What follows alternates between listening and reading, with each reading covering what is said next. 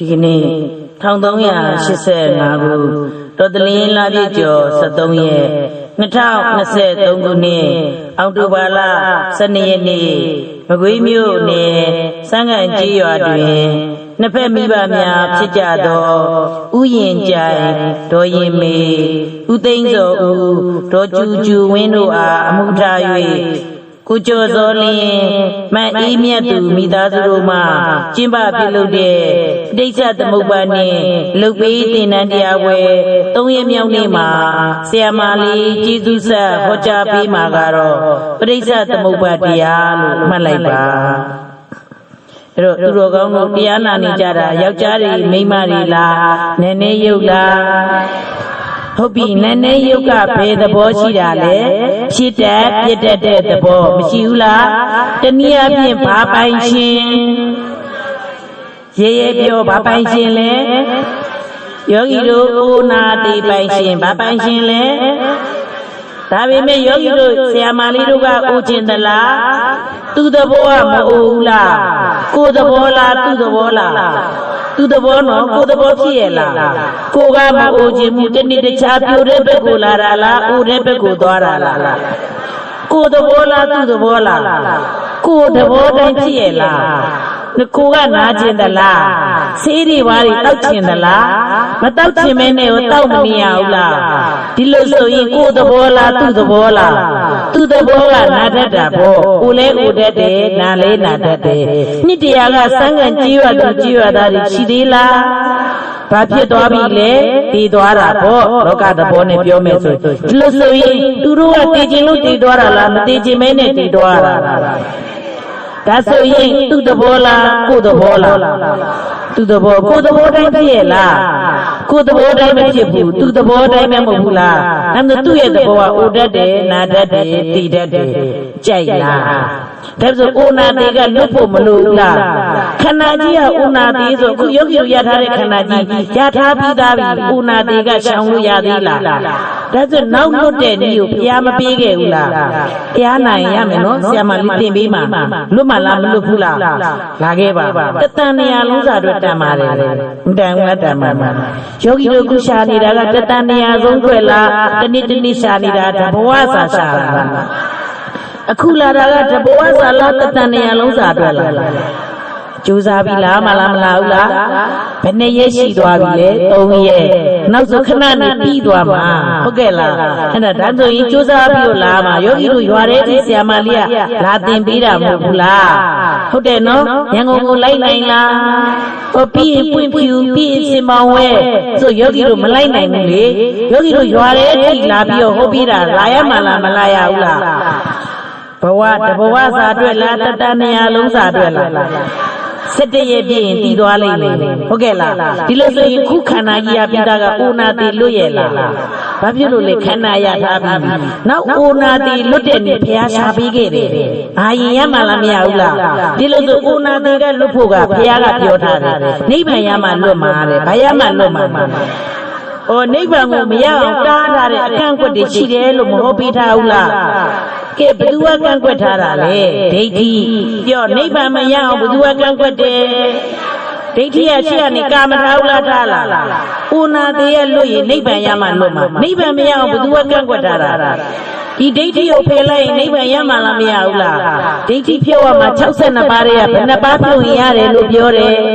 3ပါးမမြင်ပြောကြည့်ပါဦးတက္ကာယဒိဋ္ဌိတတ္တရာဒိဋ္ဌိဥစ္စေရာဒိဋ္ဌိလိုက်ပြီနော်မရလိုက်ပြီနေ့တိုင်းဆရာမလေးပြောပြီးရင်တက်မသွားလားသွားမှလားတက္ကာယဒိဋ္ဌိဆိုယောဂီတို့တရားနာနေတာယောက်ျားတွေမိန်းမတွေလားနည်းနည်းရုပ်လား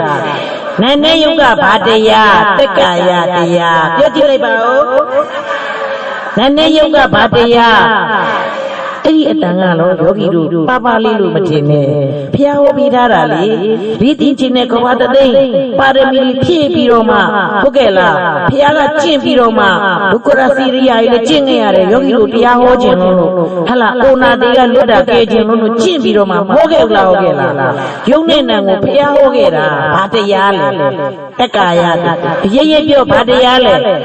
အဲ့အတန်ထွက်တာယောဂီတို့ကိုပေါ်သေးသေးလို့မထင်နဲ့တက္ကာယ လို့သိတာဖုံးကြီးကန်ကြီးမှသိနိုင်တာဝိပဿနာတရားတွေအထုတ်တယ်ဆိုတော့ဖုံးကြီးမှအထုတ်လို့ရတာဟုတ်ကဲ့လားဖုံးကန်ကြီးမှလိုက်ဝိပဿနာတရားတွေနဲ့မတွေ့ဘူးလားတတန်နေရာလုံးတွေ့ခဲ့လို့လားဒီလိုဆိုအခုတရားတွေတွေ့နေတာယောဂီတို့ကိုဖုံးကိုကန်ကိုရုံရုံကြီးကြီးအထုတ်ရမှာလားမထုတ်ရဘူးလားဒါမှမဟုတ်ယုံနဲ့ကြီးကတက္ကာယတရားအယုံနဲ့ကြီးကိုတနေ့တနေ့ထိုင်တာဘာလို့လဲယုံနဲ့နဲ့ထားတာဘာလို့လဲသွားတာဘာလို့လဲစားတာဘာလို့လဲအိတ်တာဘာလို့လဲတမန်လုံးစခန်းသွားနေတာငါတွေသူတွေသွားနေတာလားယုံနဲ့သွားနေတာဒါသိဖို့လိုတာဟုတ်ကဲ့လားဒီတရားကဘာဖွင့်မှသိရဘုရားဖွင့်မှသိရဒါမှတရားလုံးယောက်ျားတွေမိန်းမတွေလားယုံနဲ့နဲ့လားဒါကဘာလုံးပါလေ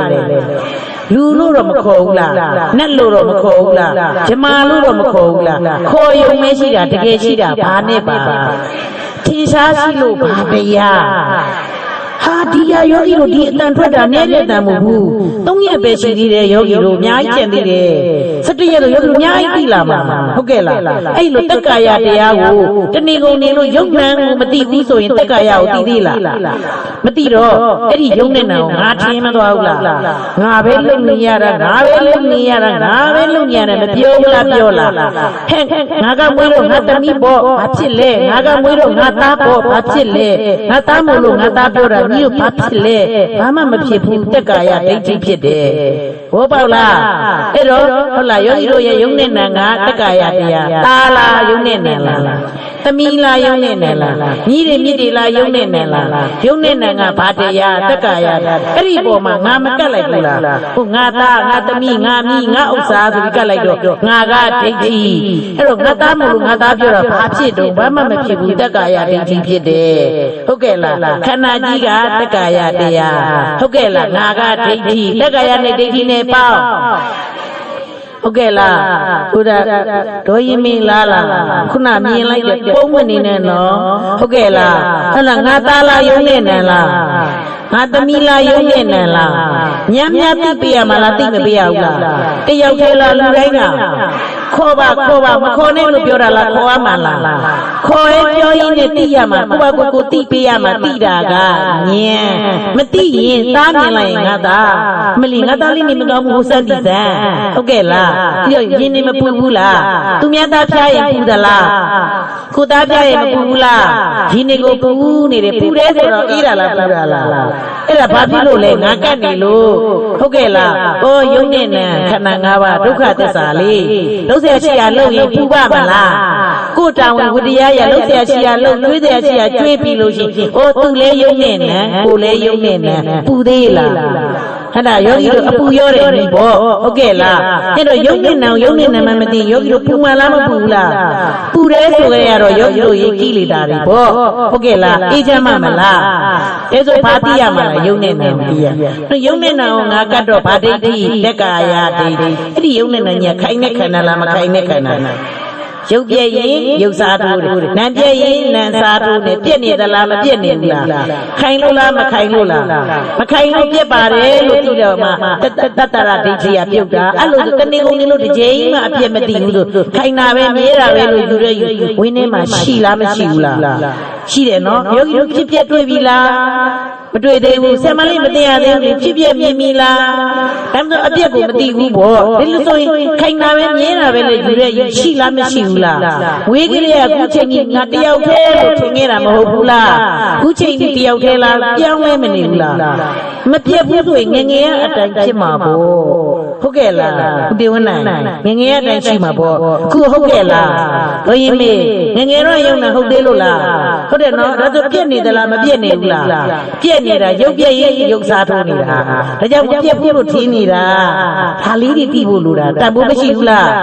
ဒီလိုဆိုရင်ဒီယုံနဲ့နိုင်ငံပြည့်တတ်သလားမပြည့်တတ်ဘူးလားတဏှိကုန်မျိုးတစ်ခါမှအပြည့်မမြင်တော့ယောဂီတို့ဝင်းထဲမှာခိုင်နေနေတယ်ဆိုတဲ့အယူရှိလားမရှိဘူးလားအဲ့ဒါတတ္တရဒိဋ္ဌိဗာဒိဋ္ဌိလိုက်တာဖြစ်တတ္တရဒိဋ္ဌိယုံနဲ့ညက်ပြက်ပြီးတော့ဒီတိုင်းဘဝပြက်သွားတာလားနောက်ယုံနဲ့အစားထိုးတာလားထိုင်နေယုံနာကပြက်ထားတဲ့ယုံနာကအစားထိုးဟောမချုပ်သေးဘူးနော်မတည်သေးဘူးနော်ပြက်လိုက်အစားထိုးလိုက်ထိုင်ရက်တဲ့ယုံနာကပြက်လက်နဲ့ယုံနာကအစားထိုးလှမ်းတော့လည်းညံ့ညံ့မြဲလှမ်းနိုင်တာလား ညောင်းသွားပြီညောင်းတော့တိုက်စနမ်းမှလားရောက်မှလားဒါဆိုလက်နဲ့ယုံနာကပြက်ရက်တဲ့ယုံနာကအစာတို့ရက်တော့ကြရက်နိုင်လားညောင်းသွားပြီထိုင်အောင်မဲတဲ့ဒါဆိုရက်တဲ့ယုံနာကပြက်ထိုင်တဲ့ယုံနာကအစာတို့ပြက်တာရဲ့အစာထိုးတာရဲ့အစာထိုးမနေဘူးလားအစာထိုးရဲဆိုတာပြန်ဖြစ်လာတာလေဟုတ်ကလားဖြစ်ပြီးတော့နေတာလားပြက်သွားတာပဲလားဒါဆိုပြက်တာရဲ့အစာထိုးတာရဲ့ဒါဆိုအစာထိုးတာကဖြစ်တာပေါ့ဒါဆိုဖြစ်လိုက်ပြက်လိုက်ဖြစ်လိုက်ပြက်လိုက်မသိဘူးလားဒါပေမဲ့တစ်ချိန်တစ်ခါမှတဏီကုန်လို့မသိဒီရွယ်တစ်ယောက်မသိခဲ့ပြက်တာလည်းမသိစားထိုးတာလည်းမသိဟုတ်ကဲ့လားစားထိုးတာမသိတဲ့ခါကျတော့ပြက်နေတာလည်းမသိစားထိုးတာလည်းစိတ်ညစ်တယ်ဆိုဘာပြောညစ်တယ်အေးညစ်တယ်ငါသိချင်ပါတယ်ဟုတ်ကဲ့လားတီအေးရောလို့ပြောလားတီအေးရောဆိုစိတ်ညစ်လို့တည်တယ်ဆိုတရားနဲ့တည်မှာလားမတရားနဲ့တည်မှာလားဒီတရားမပါဘူးဆိုမှရောဂီတို့ပေါ်တက်မှာလားအောက်ဆင်းသွားမှာလားအောက်ဆင်းသွားတော့ကုသိုလ်တွေနဲ့ရောမလွယ်ဘူးလားယောဂီတို့ထဲနွားလေးတွေခွေးလေးတွေကြောင်လေးတွေကုသိုလ်ရှိလို့လားကုသိုလ်မရှိပါဘူးကုသိုလ်လောကမှလည်းမသိပါဘူးတီလာဆောက်တီလားဆောက်ပါဘူးဆောက်မှလည်းမသိပါဘူးယောဂီတို့ကုံလုံးလွဲချော်မကုန်ဘူးလားဝိပဿနာတော့ဝေးပေါ့ယောဂီတို့ကဒါနလည်းလုပ်မရဘူးလား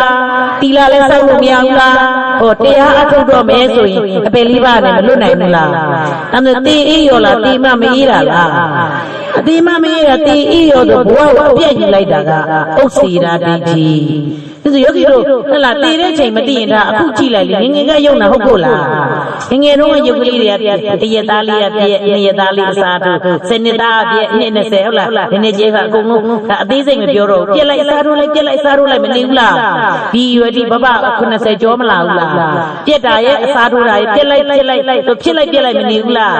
စားတို့တာကပြန်ဖြစ်လာလားပြီးတော့ပြန်ဖြစ်ပြီးတော့ပြက်မသွားဘူးလားပြက်သွားရင်တစ်ခါပြန်ပြီးတော့အစားမထိုးဘူးလားဖြစ်လာတာတော့လုံးလုံးမချုပ်သေးဘူးပေါ့ဟုတ်ကဲ့လားအကြောင်းညီညွတ်နေသေးလို့ကံမကုန်သေးလို့ယောဂီတို့လောကသဘောနဲ့ပြောရင်ကံကုန်ပြီလို့မပြောဘူးလားဒါနဲ့ယောဂီတို့ဘယ်နေပဲကံနေပဲထဲမှာနေတာဘယ်နေပဲထဲမှာနေတာ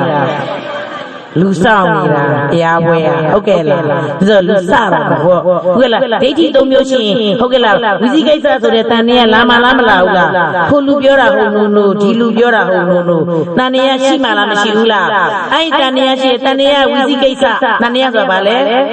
ဒိဋ္ဌိ၃မျိုးနဲ့ဝိသိကိစ္စရေးထားတာတွေ့လားအဲ့ဒီဟာကိုဖြုတ်လိုက်ရင်နိဗ္ဗာန်မရဘူးလားဒါမှမဟုတ်နိဗ္ဗာန်ကိုကန့်ကွက်တတ်တဲ့တရားဖြုတ်ပြရမှာလားမဖြုတ်ပြရဘူးလားဒိဋ္ဌိပြုတ်ဖို့အတွက်အဆင့်ဘယ်နှဆင့်နဲ့ဖြုတ်ရမယ်လို့မနေ့ကသင်လိုက်တယ်30ဟုတ်ပြီအဆင့်ဘယ်နှဆင့်နဲ့ဖြုတ်ရမယ်ကိုကြည်ရွှင်ဆောင်နေတာဟုတ်ကဲ့လားဟုတ်ပြီနော်အဆင့်ဘယ်နှဆင့်နဲ့ဖြုတ်ရမှာတော့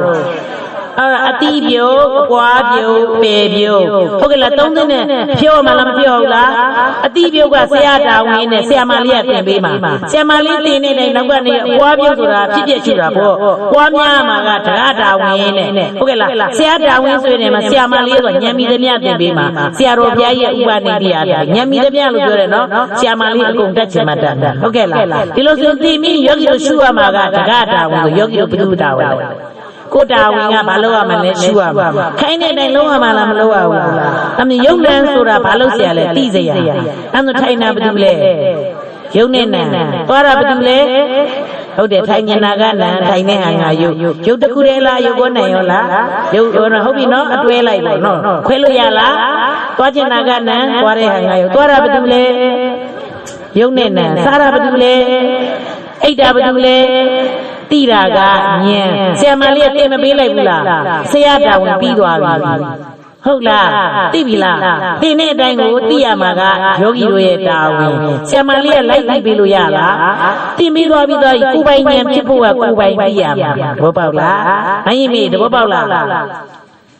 သဘောပေါက်လားဟုတ်ပြီနော်ကိုသိရမှာလားမသိရဘူးလားနွားလေးတွေတော့မခေါ်ဘူးလားနွားလေးလားယုံနေနံလားခွေးလေးတွေတော့မခေါ်ဘူးလားခွေးကလေးလားယုံနေနံလားတားရီတမီးမြည်လို့မခေါ်ဘူးလားတားရီတမီးတွေလားယုံနေနံလားတိတာကညံအဲ့ဒါကဘသူကိုယ်တိုင်သိရမှာလဲအဲ့ဆိုရင်ဘာပြုတ်သွားတာဘာဒိဋ္ဌိလဲတက်ကာယအပြီးပြုတ်တာလားခဏပြုတ်တာလားခဏပဲတိတဲ့ချိန်ပဲပြုတ်တာခဏချင်းပြန်ကတ်တာပဲအပွားပြုတ်နေမှာပြုတ်မှာရှင်းလားဒါဆိုခဏပြုတ်တယ်ခဏပြုတ်လေးခဏလေးပြုတ်တာလေးရောတိပေးရမှာလားမတိပေးရဘူးလားဩနောက်ဆုံးချိန်ကျတော့ကိုယ့်မျက်စိရှိပေါ်လာကြည့်ပါလားဩသူလည်းယုံနေနန်းဆိုတော့ဘာပြုတ်သွားတော့ ဒိဋ္ဌိပြုတ်မသွားဘူးလားအဲ့လိုမျိုးအမလီငါသားလေးစိတ်မချဘူးအဲ့ငါသားဆိုတော့ဘာပေါ်လာတာလဲအဲ့ဒိဋ္ဌိကဆွဲချမှာသားချတာလားဒိဋ္ဌိကချမှာမှတ်ထားပါသားမချပါဘူးဒိဋ္ဌိကချတာပါသဘောပေါက်လားဒီလိုဆိုသောတိယကြီးသားအိမ်ကခွေးဖြစ်မသွားဘူးလားခွေးဖြစ်သွားတာသားချတာလားကသူ့ရဲ့ဒိဋ္ဌိကချတာလားဒိဋ္ဌိကချသားဆွဲလို့မဟုတ်ဘူးလားသားဆွဲလို့သားအိမ်မှာခွေးသွားဖြစ်တာဟုတ်ကဲ့လားသဘောပေါက်လားဒီလိုဆိုရုပ်တေးအေးရောလားမအေးဘူးနော်ဟုတ်ကဲ့လားသားအိမ်မှာခွေးသွားဖြစ်တာကြတော့သားအိမ်မှာခွေးသွားဖြစ်တဲ့ခါကျတော့တခါတည်းဟုတ်ကဲ့လားတတိဖះကနေပြီးတော့သူသားလေးကျွတ်မှာကိုမြင်တဲ့အတွက်ကြောင့်မလို့ခွေးရမဟောင်းဘူးလားဖះလာတော့မဟောင်းဘူးလားသိရမို့လားဖះလာတော့ဟောင်းနေတာဟဲ့တော်ဒီရမြင်ခွေးဖြစ်နေရတော့ငါ့ကိုဟောင်းတော့လားဆိုတော့အိမ်ကအလုပ်သမားတွေကကြားမသွားဘူးလားကြားသွားတော့သူ့သားကိုပြန်မပြောဘူးလားအောင်မေငါအဖေကိုမြန်ခွေးလို့ပြောတာရှင်းနိုင်ရင်ရှင်းမရှင်းနိုင်ရင်တရားဆွဲမယ်ဖះဟုတ်တော့ပါအဲ့လိုနော်ဖះဟုတ်တော့မှပြောရဲဆိုရဲတာဟုတ်ကဲ့လားပုထုဇဉ်ကဗာမှတ်နေလို့လေဟုတ်တယ်နော်ပြပြောရလားမြောင်ပြပြရလားဖះတော်ပြောရတာကျုပ်တို့ကတိခံမှာပေါ့ဟုတ်ဘူးလားဘူးမဆိုဖះတော်မှာပြောခဲ့ဆိုခဲ့ကြတာဒီလိုမျိုးပြောပြတာယောဂီတို့ကျုပ်တို့တွေနဲ့လားယောဂီတို့တိခံမှာလားတိမခံရဘူးလားတိခံရမှာပဲဟုတ်ကဲ့လားတိခံရင်မကောင်းဘူးလားဘာဖြစ်လို့လဲဆို तू ကတိမှမတိတာမတိတော့မတိရဲ့အတိုင်းမပြောဘူးလားပြောလားဘသူကလဲဒါပတောတိယတာပြောတာဟုတ်ကဲ့လားဖះကိုမပြောဘူးလားအောင်မေငါအဖေကိုမြန်ခွေးတဲ့မှန်ပြောတက်တည်ပြနိုင်ရင်ပြနိုင်ပြလို့မပြောဘူးလားပြောလားပြောမေအခွေးယူလေးတဲ့နွားနူရီနဲ့တဲ့ကောင်းနဲ့ချက်တဲ့ကြိုတဲ့ပြီးတော့စီစိန်ကြနေကြညာခွေးယူတိုက်တယ်ဒီတဲ့ချွေပကံနဲ့ကောင်းတိုက်တယ်တိုက်ပြီးရင်ကြောလေးတက်ပြီးတော့အဖေလို့ခေါ်လိုက်ခေါ်ပြီးတော့အဖေရွှေဦးကြီးတွေဘယ်နာမှမြုပ်ခဲ့တာလဲတားကိုပြောပါဘောစောစောတုန်းကတော့ဒေါသထွက်နေတာသူ့အဖေခွေးလို့ပြောလို့အခုကျတော့ရွှေဦးကြီးတို့ဘယ်နာမြုပ်ခဲ့လဲပြောပါဆိုပြီးတော့မေးခိုင်းတာဘုရားကရွှေဦးလို့ကျင်တော့သူခွေးကိုပါခေါ်တော့မှာဘီခေါ်တော့မှာမြင်လားပုရုဇဉ်ဘာမှတ်နေလို့တော့စောစောတုန်းကဘသူ့အပြစ်ပြောတာဘုရားတော်ပြောတာဒါကြောင့်မို့တိခဏညာလို့ပြောတာတိခဏမှလားမခံရဘူးလားဘုရားတော်ပြောသေးတာဘာပြောဘာမှတ်နေဟုတ်ကဲ့လားဥစိန်မျိုးဘုရားတော်ပြောသေးတာကျုပ်တို့ဘာမို့လို့တော့တိခဏပေးရမှာဟုတ်ကဲ့လားတိခဏပေးပါတိခဏညာမှာလားတိခံရမှာပါဘာဖြစ်လို့လဲဆိုတိတဲ့လူကတိခံရတယ်မတိတဲ့လူကတော့ပြောမှာပေါ့ဒါနဲ့ချွေအိုးကြီးတွေရတော့မယ်ဆိုတော့ तू ကဖျားခိုင်းနေတယ်လုတ်ခဲ့တာလုတ်တော့တာပေါ့ဆိုတော့မှန်တက်တည်ပြမပြရင်တရားပွဲမယ်ဆိုပြီးတော့ဟုတ်ကဲ့လားပြီးတော့နွားနိုးတွေသိရင်အောင်ကြိုပြီးတော့ခွေးဟိုတေးချပကံကောင်းနဲ့ကျွေးပြီးကြိုးလေးတတ်တာပေါ့ဖေးဟုတ်ကဲ့လားချွေအိုးကြီးတွေဘယ်နာမြုပ်ခဲ့တော့ဆိုတော့ခွေးကတခါတည်းလက်နဲ့ရက်ပြီးတော့မပြဘူးလားပြလားချွေဦးကြီးပြပြီးရင်ဝင်းတာကြာပြီးတိတ်မသွားဘူးလားတေးွားတော့လေကဲခွေးဘွားတီတော့အပေါ်တက်နိုင်မှာလားတခါတိတ်သွားရင်မလွယ်ဘူးနော်တော်တော်နဲ့ပြန်တက်ဖို့မလွယ်ဘူးနော်ဘိုးပေါက်လားပြစ်ပြောရလားမြောင်ပြပေးရလားဒါကြောင့်မို့လို့ဟောပုရုဇဉ်ဆိုတာကယောဂီတို့သားဆွဲသမီးဆွဲကြင်ရဆွဲနေသားသမီးတွေလားနာနဲ့ရုပ်လားအစွဲမတော်လို့ရှိရင်ခွေးလည်းဖြစ်သွားနိုင်တယ်။ကြည့်ပြောရလားမြောင်ပြပေးရလား။ခုတိုးရီယာကြီးတစ်ခေးကြီးလေ။ဟိုကသူ့မှာပစ္စည်းတွေတဘုံကြီးရှိတာပဲ။တရားအားထုတ်ပါလားဆိုတော့ခြေတော့ကညောင်းလို့ဘာကဖြစ်လို့ဘာတွေကလူတွေမပါတိုးရီယာကိုပြောတာဟုတ်ကဲ့လားတရားဆိုကြိုက်ဘူးဟုတ်ကဲ့လားခြေတော့ကညောင်းလို့ဘယ်အဖြစ်လို့ဟုတ်ကဲ့လားပွဲတော်ဆိုရင်သွားတာမဟုတ်ဆန်းငံရွာလူတွေမပါဟုတ်ကဲ့လားဘသူ့ကိုပြောနေရတော့တိုးရီယာကြီးကိုပြောနေတာမျိုးစင်ကြေတွေမပေးဘူးလားပေးတဲ့ပြင်ကိုတားကိုလည်းပြောတယ်တားကိုဘလို့တင်ပေးသလဲဆိုတော့မြင်မလူနဲ့ဘလို့တင်ပေးတာလူလို့တင်တာလားမလူနဲ့လို့တင်တယ်မလူနဲ့တယ်လူရင်ကုန်သွားလိမ့်မယ်လူသားကုန်တယ်လားရတာဟုတ်ကဲ့လားဒါမှလူအစားစားလေးလာမယ်ဒီကနေ့တင်တော့မှာကုချိုရှင်ဆောက်နေတာဟုတ်ကဲ့လားလူကဒီနေ့စပြီးတင်တော့မှာဟုတ်ပြီနော်ဒီလိုဆိုရင်မိမလူနဲ့တယ်လူရင်ကုန်သွားလိမ့်မယ်လူသားကုန်တယ်လားရတာ ရှားတာပေါ့ဟုတ်ကဲ့လားဒါမှမဟုတ်လူအစားစားရှိတယ်လေဟုတ်ကဲ့လားတိုက်အစားစားအိမ်အစားစားကားအစားစားမရှိဘူးလားလှူခဲလို့လားမလှူခဲလို့လားလှူခဲလို့အစားစားတွေဖြစ်နေတာပေါ့လှူရင်ရတာလေကုန်တယ်လားရတာလားရတာတင်မှာဖြည်းဖြည်းချင်းသွားမှာနော်ရဲမပြည့်နဲ့ဟုတ်ကဲ့လားအဲ့လိုမျိုးဒါသူသားကိုမပြောဘူးလားပြောလားပြောတော့ပဲသူ့နောက်ကပါလာမပါဘူးဆွေအိုးကြီးကမြည်ကြီးတဲ့မြုပ်ထားပြီးတေးမသွားဘူးလားတေးဝါပြီးတော့အဖေးလို့ခေါ်ရောခေါ်ပြီးတော့ခါတော့မြည်ကြီးတဲ့လက်ရက်ကြီးမပြဘူးလားပြပြီးတော့သူလည်းတေးရောဟုတ်ကဲ့လားကိုနောက်ပါလာလှူခဲလို့လားလှူခဲလို့လားမလှူခဲလို့လှူခဲလို့လားမလှူခဲလို့လားသဘောပေါက်လားကြည့်ပြောရလားမြောင်ပြပြရလားပြောတဲ့အတိုင်းလုံးဝမှလားမလုံးဝဘူးလားဘယ်နှရောက်သွားပြီလဲပြောငိမ့်သွားပြီဘယ်နှရောက်သွားပြီတော့ဟုတ်ဒီဒိဋ္ဌိပြောမှာအတိပြုတ်အပွားပြုတ်ပွားပြုတ်ကဘု து တောင်းလဲယောဂီတို့ရဲ့တောင်းယုံနဲ့နောင်သင်ပြီးသွားပြီယောဂီတို့သိရမှာဘု து တောင်းယောဂီတို့ရဲ့တောင်းရင်နောက်အပွားတွေလာတော့မှလေရှုမှတ်တာတွေသင်ပေးမှလားမသင်ပေးဘူးလားသင်ပေးမှရှုမှတ်ပြီးသင်ပေးမှဒီတိုင်းလာခဲ့တက်စေရမယ်ဆရာမတောင်းဝင်လို့ယောဂီတို့မလာရင်မတတ်နိုင်ဘူးဟုတ်ကဲ့လားဒီလိုဆိုရင်ဒီကနေ့ကိုကျင့်ဆောင်ဝေးမှာလူနာတယောက်သွားဟောရဆရာမမနာသေးဘူးဟုတ်ကဲ့လားကျင့်ဆောင်ဝေးကလူနာတဲနေလို့တရားဟောပြီးမှပြန်လာတာမနေ့ကြီးစွန်းစားရနေတဲလို့ဆိုပြီးတော့လူနာတရားဟောပြီးပြန်လာတော့အိမ်ငါဧည့်သည်ရအောင်ဆရာမနာသေးဘူးနော်ဒီလိုဆိုရင်ယောဂီတို့ခိုင်းနေနိုင်လို့ရမှာလားမလို့ရဘူးလားလောက်တဲ့ခါကျတော့ကိုယ့်အကိုမရှုတတ်ဘူးလားရှုတတ်လားမေးမှလေရှုနည်းတွေပေးပြီးကိုယ့်အကိုရှုတတ်မှသိလာလိမ့်မယ်ဒီတိုင်းလားဒီလိုဆိုရင်ဟလာအပွားပြုတ်ကယောဂီတို့ရဲ့တာဝန်အပေပြုတ်ကဓမ္မရဲ့တာဝန်ညင်ရင်တော့ဟိုမှာနိဗ္ဗာန်လို့ပြမှာကဓမ္မရဲ့တာဝန်ယောဂီတို့ရဲ့တာဝန်ဘယ်နှရက်ပဲဖြစ်တယ်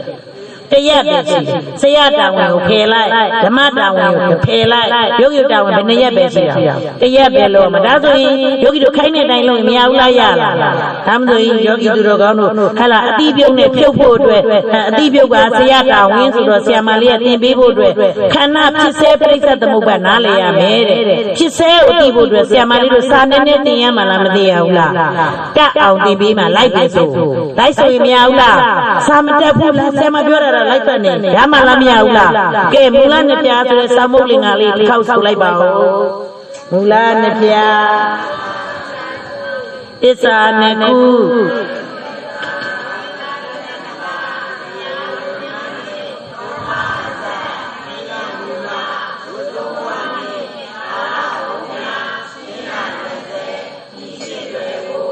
လွယ်ကျင့်မှသိစေအပ်သည်တဏှာမှလွတ်ကြောင်းသည်ဟုတ်ပြီရပြီမူလနှစ်ဖြာကတသွဲပြောကြည့်လိုက်ပါဦးမူလနှစ်ဖြာကတသွဲသစ္စာနှစ်ခုကတသွဲဆိုကြည့်လိုက်ပြီးတော့လေးခုအလွာကတသွဲပြီးတော့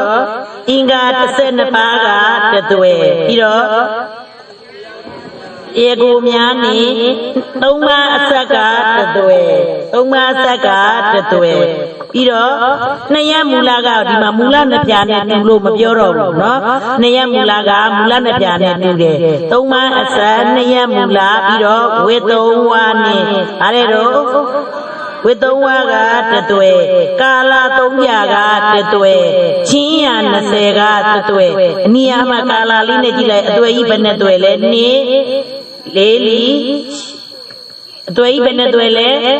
အဲ့ဒီအသွဲကြီး8သွဲကိုဆရာမလေးကဉာဏ်မီသမျှသင်ပေးမယ်သင်ပေးပြီးရင်ပွားများအားထုတ်ဖို့ယောဂီတို့ရဲ့တာဝန်ဟုတ်ကဲ့လားသွဲကြီး8သွဲသင်ရမှာလားမသင်ရဘူးလား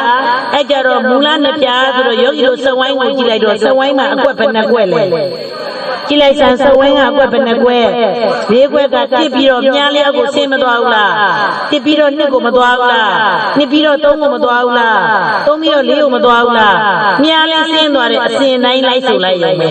ဟုတ်ပြီနော်ပြောင်းပြန်မဆိုဘူးနော်အစဉ်တိုင်းဆိုမယ်ဒါဆိုရင်တစ်ကွက်ကစဆိုမှာပေါ့ဘယ်ကွက်ကစဆိုမှာလဲတစ်ကွက်ကစပြီးတော့ရှာရမယ်ဟုတ်ပြီနော်အဲ့ဒါမူလနှစ်ဖြာလို့ပြောလိုက်တော့စာအုပ်အရှင်ကြီးထဲမှာမရှိပါတို့မာကြီးတော်ရင်မေတို့စာအုပ်အရှင်ကြီးကိုကြည်နေတာစာအုပ်အရှင်ကြီးမှမဟုတ်ဒီကိုကြည်ဆရာမကဘယ်ကိုသင်ပေးမှလဲစဝိုင်းထဲမှာသင်ပေးမှဒီကိုလိုက်ကြည်ပြီးတော့အိမ်ကြတော့မှစာအုပ်ကိုကြည်အိမ်ကြတော့စာအုပ်ကြည်လား ဘယ်နာထားတာတော့ဟဲ့ငါစာအုပ်ဘူးယူသွားတော့တရားပွဲလာကန်ဒီရှာပြီးလာတဲ့လူကမရှိဘူးလားဒီကြတော့ကြည်နေတယ်အိမ်ကြတော့ကြည်ရလားသုံးထားတာရှာ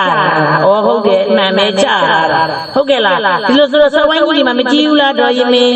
စဝိုင်းကိုကြည့်မယ်ဟုတ်ပြီနော်ဘယ်ကိုကြည့်မှလဲလောက်ကမတွေဒီကိုကြည့်ဒီစဝိုင်းကြီးမကြည့်ဘူးလားကြည့်ရဒီလိုက်ကြည့်အိမ်ကြတော့မှကြည့်မယ်ဟာလားစာရွက်စဝိုင်းကိုနော်ဟုတ်ပြီနော်ဒါမှမဟုတ်အလဲကောင်မှကြည့်လိုက်စမ်းဘာနဲ့ဘာတွေ့လို့ဒါမှမူလနှပြဆိုဒီမှာအဝိဇ္ဇာနိတနာစုမူလမရဘူးလားအင်းကြတော့ဘယ်နာလေးမှဆိုကြည့်လို့မရဘူးလားဟုတ်ပြီသစ္စာကဘယ်နှခုလဲသစ္စာကနှစ်ခုတဲ့ဘယ်ကွက်ကစရှာမယ်မျိုးလုံးကြည့်ရမယ်နော်ဆရာမထောက်ခွင့်မှာမဟုတ်လားစာအုပ်ထဲလိုက်မကြည့်နဲ့တော့တက်အောင်ရင်မထက်ရအောင်သင်ပေးလိုက်မှတက်စေရမယ်အဲ့လိုဆိုသစ္စာကစဝိုင်းနဲ့တက်ကွက်ကကြည့်တော့တွေ့လားကဲကြည့်လိုက်တဲ့စလုံးကြီးနဲ့ဘာတွေ့ဘာသစ္စာလဲသမုဒိယသစ္စာမတွေ့ဘူးလားတစ်ပြီးတော့နှစ်ကိုသွားဘာတွေ့တော့သုံးနှစ်ပြီးတော့သုံးကိုသွားဘာတွေ့တော့သုံးပြီးတော့လေးကိုသွားဘာတွေ့တော့ဒါဆိုသစ္စာနှစ်ခုဆိုသည်မှာဆိုသမုဒိယသစ္စာဒါမှပြည့်ကွက်ကအတိတ်အကြောင်းမှာသမုဒိယသစ္စာနံပါတ်3ကွက်ပြစ္ဆုတ်ပံအကြောင်းမှာသမုဒိယသစ္စာအတိတ်ရဲ့ပြစ္ဆုတ်ပံရဲ့ကာလတော့မခြားနာဘူးလားသစ္စာကြတော့မတူဘူးလားတူရပေါင်းလို့တော့သမုဒိယသစ္စာတစ်ခုမရဘူးလားဟုတ်ပြီမှတ်ထားမယ်နော်နံပါတ်2ကွက်ကဘာသစ္စာဟောပြစ္ဆုတ်ပံအကျိုးတဲ့ဒုက္ခသစ္စာနံပါတ်4ကွက်ကဘာသစ္စာအနာဂတ်အကျိုးတဲ့အဲ့ဒါပြစ္ဆုတ်ပံရဲ့အနာဂတ်ရဲ့ကာလတော့မခြားနာဘူးလားအကြောင်းအရာကြမတူဘူးလားသစ္စာမတူဘူးလားတူရနှစ်ခုကိုပေါင်းလိုက်တော့တစ်ခုမရဘူးလားအဲ့ဒါသစ္စာဘယ်နှစ်ခုဖြစ်သွားတာနှစ်ခုဖြစ်သွားတာပေါ့သစ္စာနှစ်ခုမပြေဘူးလားဆိုမယ်စိတ်ဝင်စားလိုက်ဆိုဒီဟာလေးဆိုနေတာကုသိုလ်ချိန်လားအကုသိုလ်ချိန်လားကုသိုလ်ဖြစ်မနေဘူးလားပိုက်ဆံကုန်မလားပိုက်ဆံမကုန်တဲ့ကုသိုလ်ပြုံနွယ်လေးဆိုမှလားအယပယဆိုမှလားဆရာမတို့ယောဂီတို့လိုပဲဆရာမလည်းအယပယသိမနေဘူးလားယောဂီတို့လည်းဘယ်လိုဆိုရမှာလဲအယပယစိတ်ပါလက်ပါမဆိုချင်းဆိုရင်လားဆိုချင်းဆိုချင်းလားအကုသိုလ်ဖြစ်မှလားကုသိုလ်ဖြစ်မှလားကုသိုလ်ပတ်စံကုန်မလားဟုတ်ပြီမကုန်ရင်ဆိုမယ်သစ္စာနှစ်ခုဆိုဒီမှာပြောသမုဒိယသစ္စာဒုက္ခသစ္စာသမုဒိယသစ္စာဒုက္ခသစ္စာကုသိုလ်ရမနေဘူးလားဟုတ်ပြီနော်သစ္စာနှစ်ခုပြီးတော့ဗါတဲ့တော့၄ခုအလွာ၄ခုအလွာဆိုဘယ်ဘွက်ကစရှာမယ်အလွာတွေ့လားဘာအလွာတဲ့တော့ဟုတ်ပြီမြင်နေတော့နောက်ကမှမြင်လားနံပါတ်1ဘွက်သွားမယ်ဘာအလွာတဲ့တော့ပြစ္ဆုတ်ပံအကျိုးတလွာနှစ်ပြီးတော့3ကိုသွားမယ်ဘာတဲ့တော့ခုနောက်ကမှမြင်လားဟုတ်ပြီနော်ပြီးတော့နံပါတ်3ပြီးတော့4ကိုသွားမယ်ဒါဆို၄ခုအလွာဆိုတော့အကွက်က၄ကွက်အလွာ၄လွာမပြေဘူးလားနောက်ကမြင်ရလားကဲဆိုကြည့်ပါအောင်၄ခုအလွာဆိုဒီမှာအတေးအကြောင်းတလွာပြစ္ဆုတ်ပံအကျိုးတလွာပြစ္ဆုတ်ပံအကြောင်းတလွာနာကအကျိုးတလွာဟောအလွာလေးလွာမပြေဘူးလားအိမ်ကြရင်စာရွက်ထဲပြန်ကြည့်လို့မရဘူးလား၄ခုလွာပြီးတော့ဗါတဲ့တော့အင်္ဂါ12ပါးသူတော်ကောင်းကမဆိုနဲ့ဆရာမလေးရဲ့ဆိုပြမယ်လိုက်မှတ်ဟောနံပါတ်1ကွက်ကိုကြည့်လိုက်အဝိဇ္ဇာသင်္ခါရဘယ်နှပါလဲဟုတ်ပြီနံပါတ်2ကွက်ကိုကြည့်ဝိညာဉ်ဏယုတ်သလယနာဖတ္တဝေဒနာဝိညာဉ်ဏယုတ်သလယနာဖတ္တဝေဒနာဘယ်နှပါလဲဝိညာဉ်ဏယုတ်သလယနာဖတ္တဝေဒနာဘယ်နှပါလဲ9နဲ့2နဲ့ပေါင်း9ပါး9ရဲ့2ရဲ့ပေါင်း9ပါးတဏှာဥပါဒံကာမဘဝဒါကတခုတဲ့တဏှာဥပါဒံကာမဘဝဘယ်နှပါး9ရဲ့3ရဲ့ပေါင်း9ရဲ့3ရဲ့ပေါင်း30ဗါတဲ့တော့9ရဲ့3ရဲ့ပေါင်းရောနံပါတ်4ခွက်ကဇာတိသရမရဏဘယ်နှပါး30နဲ့2နဲ့ပေါင်းအင်္ဂါ12ပါးမပြေဘူးလားကဲဆိုကြည့်ကြအောင်အင်္ဂါ12ပါးဆိုဒီမှာဟ ဝိဇ္ဇာသင်္ခါရဝိညာဏယုတ်သလယရဏဖတ်တဝေဒနာတေနာဥပါရကမ္မဘဝဇာတိဇရာမရဏအင်္ဂါ12ပါးမပြည့်ဘူးလားအင်္ဂါ12ပါးတရက်ကိုများနေဆိုယောဂီတို့ရဲ့စာအုပ်အရှိကြီးကိုဖွင့်လို့ရပါပြီ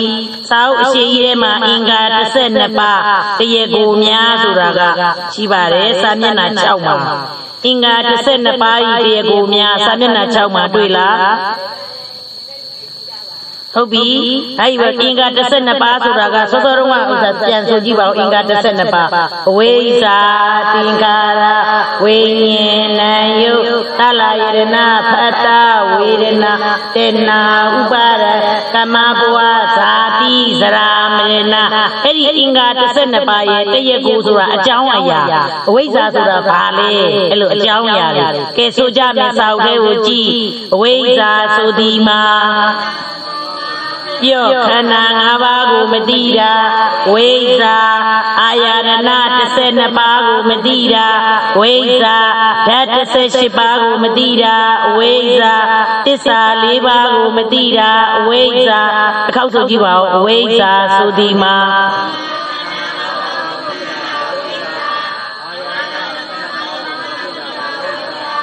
ဓာတ်18ပါးကိုမသိတာဝိဇ္ဇာသစ္စာ4ပါးကိုမသိတာဝိဇ္ဇာဒီလိုဆိုစာအုပ်ထဲမှာပေးထားတဲ့အင်ကြပြန်ကြည့်ရင်မသိဘူးလားဒါဆိုရင်ခန္ဓာ5ပါးကိုမသိတာဗါတဲ့ပြောပါဦးခန္ဓာ5ပါးကိုမသိတာဗါလဲဒါဆိုတရားနာနေကြတာယောက်ျားတွေမိန်းမတွေလည်းခန္ဓာ5ပါးလားမသိတဲ့အချိန်ကဘာလဲအဝိဇ္ဇာဒါဆိုယောဂီတို့ခန္ဓာ5ပါးကိုမသိတဲ့အချိန်ဘာလဲအဝိဇ္ဇာဥပမာမအေးချိုးဆိုမအေးချိုးခန္ဓာ5ပါးမသိတဲ့ချိန်ဘာနဲ့နေတာတော့ဝိဇ္ဇာနဲ့နေတာမအေးချိုးလို့ခေါ်တဲ့ဝိဇ္ဇာခေါ်ရုံနဲ့မအေးချိုးရရှိတာခန္ဓာ5ပါးကိုခန္ဓာ5ပါးမသိတော့ तू ကဘာဖြစ်သွားလဲဝိဇ္ဇာရှင်လားဆိုဆရာမလို့တော့ခေါ်တယ်ခန္ဓာဆရာမလေးလားခန္ဓာ5ပါးလားယုံနဲ့နာကိုပြန်လိုက်တော့ခန္ဓာဘယ်နှပါလဲ5ပါးခန္ဓာ5ပါးလို့မသိတာအဝိဇ္ဇာဘောပေါက်လားဒါဆိုကိုတင်ဝင်းနိုင်လို့တော့ခေါ်တယ်ခန္ဓာ5ပါးကိုမသိတာဝိဇ္ဇာဘောပေါက်လားသိတဲ့အချိန်ကျတော့အပြုတ်မသွားဘူးလားအဝိဇ္ဇာလားဝိဇ္ဇာလားဒါဆိုရင်ယောဂီတို့တင်တဲ့အတိုင်းလုပ်လို့ရှိရင်အဝိဇ္ဇာပြုတ်မှလားမပြုတ်ဘူးလားဒါကိုပြောချင်တာမသိတဲ့အချိန်ကအဝိဇ္ဇာပေါ့ခန္ဓာ5ပါးမသိတဲ့အချိန်ပါလေဝိဇ္ဇာဟုတ်ပြီနော်သစ္စာ4ပါးကိုအာယတနာ12ပါးကိုမသိတာအဝိဇ္ဇာသူသင်္ကန်းစာနဲ့သူဆရာမလေးသင်ပေးမယ်နော်နောက်တစ်ခုဆိုကြည့်ပါဦးသင်္ခါရဆိုဒီမှာကောင်းမှုပြုလုပ်သည်မကောင်းမှုပြုလုပ်သည်ဇန်တမထကိုပြုလုပ်သည်တစ်ခေါက်ဆိုကြည့်ပါဦးသင်္ခါရဆိုသည်မှာကောင်းမှုပြုလုပ်သည်မကောင်းမှုပြုလုပ်သည်ဇန်တမထကိုပြုလုပ်သည်ဒါဆိုသင်္ခါရဘယ်နှမျိုးလုပ်တာလဲ3မျိုးလုပ်တယ်ဘယ်နှမျိုးလုပ်တာလဲကောင်းတာလည်းပြုလုပ်တယ်မကောင်းတာလည်းပြုလုပ်တယ်ဇန်တမထတွေပြုလုပ်တယ်သင်္ခါရဆိုသည်မှာပြုလုပ်အားထုတ်တာကိုခေါ်ပါသည်ကောင်းမှုပြုလုပ်သည်မကောင်းမှုပြုလုပ်သည်ဇန်တမထကိုပြုလုပ်သည်ဒါဆိုသင်္ခါရဒီမှာဘယ်နှမျိုးရှိတော့3မျိုးမှတ်ထားမယ်နော်အိမ်မှာစာရွက်တွေပေးလိုက်မှာလားနောက်တစ်ခုဝိညာဉ်ဆိုသည်မှာတိမှုကိုခေါ်ပါသည်ဘေးနားလေးမှာဗာရေးထားလဲပရိသေရေဝိညာဉ်ရဲ့ပဝတ္တိဝိညာဉ်ရဲ့တစ်ခေါက်ဆိုပါဦးဝိညာဉ်ဆိုသည်မှာတိမှုကိုခေါ်ပါသည်ပရိသေရေဝိညာဉ်ရဲ့ပဝတ္တိဝိညာဉ်ရဲ့ဝိညာဉ်ဘယ်နှမျိုးပြထားလဲ2မျိုးပြထားတယ်ဒီနေရာမှာပရိသေရေဝိညာဉ်ကိုသုံးမယ်ဘာဝိညာဉ်ကိုသုံးပါလဲမှတ်ထားမယ်နော်ဝိညာဉ်ကဘယ်နှမျိုးရှိရလဲ2မျိုးရှိတာပရိသေရေဝိညာဉ်ရဲ့ပဝတ္တိဝိညာဉ်ရဲ့ဒါကစာလို့ပြောတာယောဂီတို့နားလည်အောင်ပြောလိုက်ရင်ပရိသေရေဆိုတာအမေဝင်းကောင်းထဲမှာမနေခဲ့ဘူးလားအဲ့ဒါကိုပရိသေရေနေတယ်လို့ခေါ်တယ်အမေဝင်းကောင်းနဲ့နေခဲ့တာကိုပရိသေရေဝိညာဉ်ပရိသေရေစိတ်ဒီမရှိခဲ့ဘူးလားအမေဝင်းကောင်းမှာခုအပြင်ဘက်ကိုရောက်လာတော့ယောဂီတို့အခုပဝတ္တိဝိညာဉ်ဆိုတာခုပြစ္ဆုတ်ပန်စိတ်ကိုပြောတာဝိညာဉ်ဆိုတာစိတ်ပဲဟုတ်ကဲ့လားအခုပဝတ္တိဝိညာဉ်ဆိုတာပြစ္ဆုတ်ပန်စိတ်တွေအဲ့တော့ဒီနေရာမှာဆရာမလေးသုံးပါကပရိသေရေဝိညာဉ်ကိုသုံးမယ်ဘာဝိညာဉ်ကိုသုံးပါလဲမှတ်ထားမယ်ဝိညာဉ်ဘယ်နှမျိုးရှိရလဲလိုက်ပြီနော်ဝိညာဉ်ဘယ်နှမျိုးရှိရလဲပရိသေရေဝိညာဉ်ရဲ့ပဝတ္တိဝိညာဉ်ရဲ့ဒီဆိုဒီနေရာမှာပရိသေရေဝိညာဉ်ကိုသုံးမယ်ပြောဘာဝိညာဉ်ကိုသုံးပါလဲ နှစ်မျိုးတည်းကဆရာမလေးဘာလို့သုံးပါလဲပရိသေတွေဝิญဉ်ဝင်သုံးမယ်ဟုတ်ပြီနာယုတ်ဆိုဒီမှာဆိုတိတာကနဲ့မတိတာကယုတ်အောက်မှာသွားကျင်တာကနဲ့သွားတဲ့ဟန်ကယုတ်တစ်ခေါက်ဆိုပါဦးနာယုတ်ဆိုဒီတိတာကနဲ့မတိတာကယုတ်သွားကျင်တာကနဲ့သွားတဲ့ဟန်ကယုတ်နောက်တစ်ခုဆိုကြည့်ပါဦးတိတာကနဲ့မတိတာကယုတ်ဟုတ်ပြီသွားကျင်တာကနဲ့သွားတဲ့ဟန်ကယုတ်နောက်တစ်မျိုးလောက်ယောဂီတို့သိတဲ့အတိုင်းဆိုကြည့်ပါဦးဟုတ်ပြီပြောထိုင်ကျင်တာကနဲ့ထိုင်တဲ့ဟန်ကယုတ်နောက်တစ်ခုလောက်ဆိုကြည့်ပါဦးထားတဲ့ဟန်ကယုတ်ထမတော်နဲ့တော့နော်ဟုတ်ကဲ့လားသူနည်းနည်းရုပ်ကိုသိမသားဘူးလားနောက်တစ်ခုသလာယရဏဆိုကြည့်ပါဦးသလာယရဏဆိုဒီမှာမျက်စိနာနှာခေါင်းရှာကိုယ်စိတ်ဘာရပနပေါက်လဲ6ပေါက်မျက်စိနာနှာခေါင်းရှာကိုယ်စိတ်မျက်စိနာနှာခေါင်းရှာကိုယ်စိတ်ဘာရပနပေါက်လဲဒွါရ6ပေါက်ကိုပြောတာပါသလာယရဏဆိုဒီမှာမျက်စိနာနှာခေါင်းရှာကိုယ်စိတ်တဏှာကိုခြေတတ်တဲ့တရားလို့လည်းခေါ်ပါသည်ဆိုကြည့်လိုက်ပါဦးတဏှာကိုခြေတတ်တဲ့တရားလို့လည်းခေါ်ပါသည်ထပ်ဆိုပါဦးသလာယရဏဆိုဒီမှာမျက်စိနာ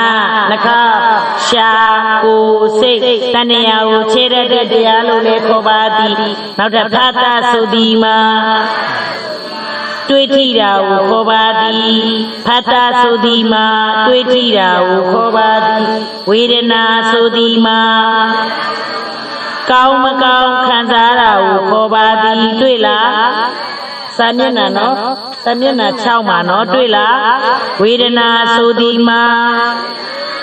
ကောင်းမကောင်းခံစားတာကိုခေါ်ပါသည်တဏှာဆိုဒီမှာလူကျင်နာကိုခေါ်ပါသည်ခွင်းစားခွင်းမိတ်ထဲမှာဘာရေးတာလဲလောဘကလည်းတေနာဒေါသကလည်းတေနာမာနကလည်းတေနာမောဟလည်းတေနာဒိဋ္ဌိကလည်းတေနာဒါမှမဟုတ်တစ်ခုတည်းပဲဆိုလိုက်မယ်လောဘဆိုတော့တဏှာဆိုလူကျင်နာကတေနာချစ်တယ်ခင်တယ်လူကျင်တယ်တဏှာဟုတ်ပြီနော်အဲ့တစ်လုံးပဲဆိုလိုက်မယ်ဝိဇ္ဇာကုညင်ပဲတော့အများကြီးမပါဘူးလားလောဘတဏှာဒေါသတဏှာမောဟတဏှာမာနတဏှာဒိဋ္ဌိတဏှာတစ်မျိုးပဲဆိုမယ်တဏှာဆိုဒီမှာလူကျင်နာကိုခေါ်ပါသည်အဲ့ဆိုပါဥပါဒံဆိုဒီမှာဆွဲလန်းတာကိုခေါ်ပါသည်ဒါလေးကလှတယ်ချစ်စရာလေးလူကျင်လိုက်တာအကလူကျင်တယ်ဟာတော့သိချစ်တာပဲတအားယူကြိုက်နေပြီဆိုတော့နည်းနည်းလေးကကြီးသွားတာလူကျင်တာတဲ့ကိုကြီးသွားတာဥပါဒံလူကျင်တာကဒါလေးကကြိုက်တယ်လူကျင်တယ်တိတ်ကြိုက်တယ်တိတ်ဆိုတာရေပါလာရေပိုကြီးသွားတဏှာတဲ့ပိုကြီးသွားလို့ဆိုင်းပုတ်ပြောင်းသွားတယ်ဥပါဒံသူတဏှာအုပ်စုဘာအုပ်စုလဲလူကျင်တာကတဏှာအလေးလူကျင်တဲ့တဏှာတိတ်လူကျင်တာပဲပို့ပြီးတော့ကြိုက်သွားတယ်လူကျင်တာတဲ့ပို့ပြီးတော့ကြီးသွားတယ်တဏှာတဲ့ပို့ကြီးသွားလို့ဆိုင်းပုတ်ကလေးပြောင်းသွားတယ်တဏှာအုပ်စုဗါတဲ့တော့ဥပါဒံအဲ့ကြတော့မြန်မာလူပြောတဲ့ဆွဲလန်းတာကိုပြောပါဥပါဒံဆိုဒီမှာဆွဲလန်းတာကိုခေါ်ပါသည်ကမ္မဘဝဆိုဒီမှာပြုလုပ်အားထုတ်တာကိုခေါ်ပါသည်ဆိုကြည့်လိုက်ပါဦးနောက်တစ်ခါကမ္မဟုတ်ပြီခွင်းစားခွင်းမိတ်နဲ့ဗာရေးထားလဲတန်းသူယောဂီတို့ပြုလုပ်အားထုတ်တဲ့နေမှာကာယကံနဲ့ရောမလုပ်ဘူးလားဝစီကံနဲ့ရောမပြောဘူးလားမနောကံနဲ့ရောမကြံစီဘူးလားအဲဆိုကမ္မဘဝဆိုဒီမှာပြုလုပ်အားထုတ်တာကိုခေါ်ပါသည်နောက်တစ်ခုပါတဲ့တော့စာမျက်နှာ6မှာပါတယ်နော်ဇာတိဆိုဒီမှာပရိသေတွေနေတာကိုခေါ်ပါသည်ဒါဆိုရင်ပရိသေတွေဆိုတာဒီရှေ့ကိုလာလိုက်ရတယ်ဒီရှေ့တိုင်းဒီမှာစဝိုင်းနဲ့မြည်ရဲ့ရှေ့တို့မှတ်ထားရှိတဲ့မှတ်ထား ဇာတိဆိုဒီမှာပရိသေတွေနေတာကိုခေါ်ပါသည်အမေဝင်းကောင်းထဲမှာယောဂီတို့စွတ်ပရိသေတွေနေခဲ့တယ်လို့မပြောဘူးလား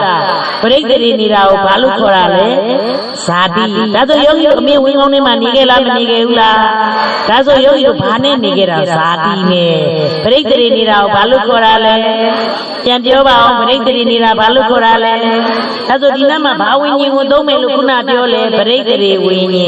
ဝိညာဉ်နှမျိုးတွေကဘာဝိညာဉ်သုံးပါလဲပရိသေတွေဆိုတာဘာကိုခေါ်တာလဲဇာတိပရိသေတွေဆိုတာဘာကိုခေါ်တာလဲ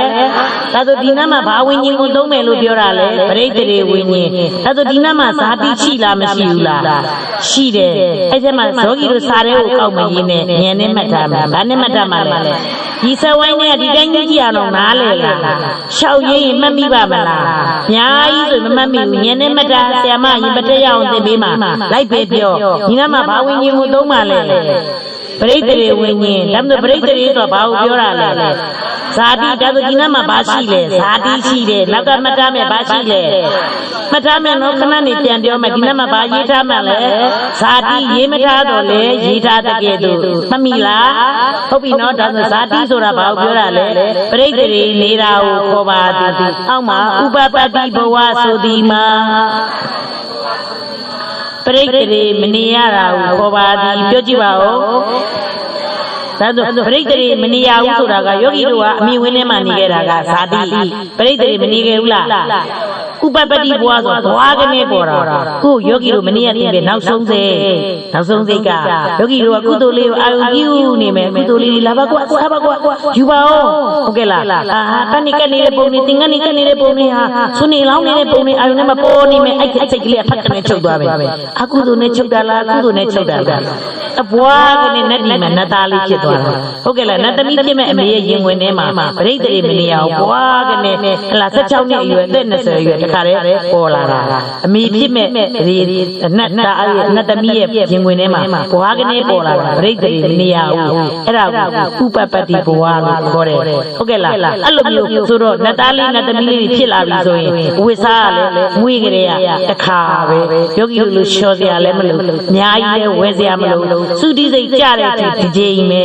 ဒီနတ်သားဝိဆိုမှာဟုတ်ကဲ့လားဒါဆိုယောဂီတို့အစင်မပြေဘူးလား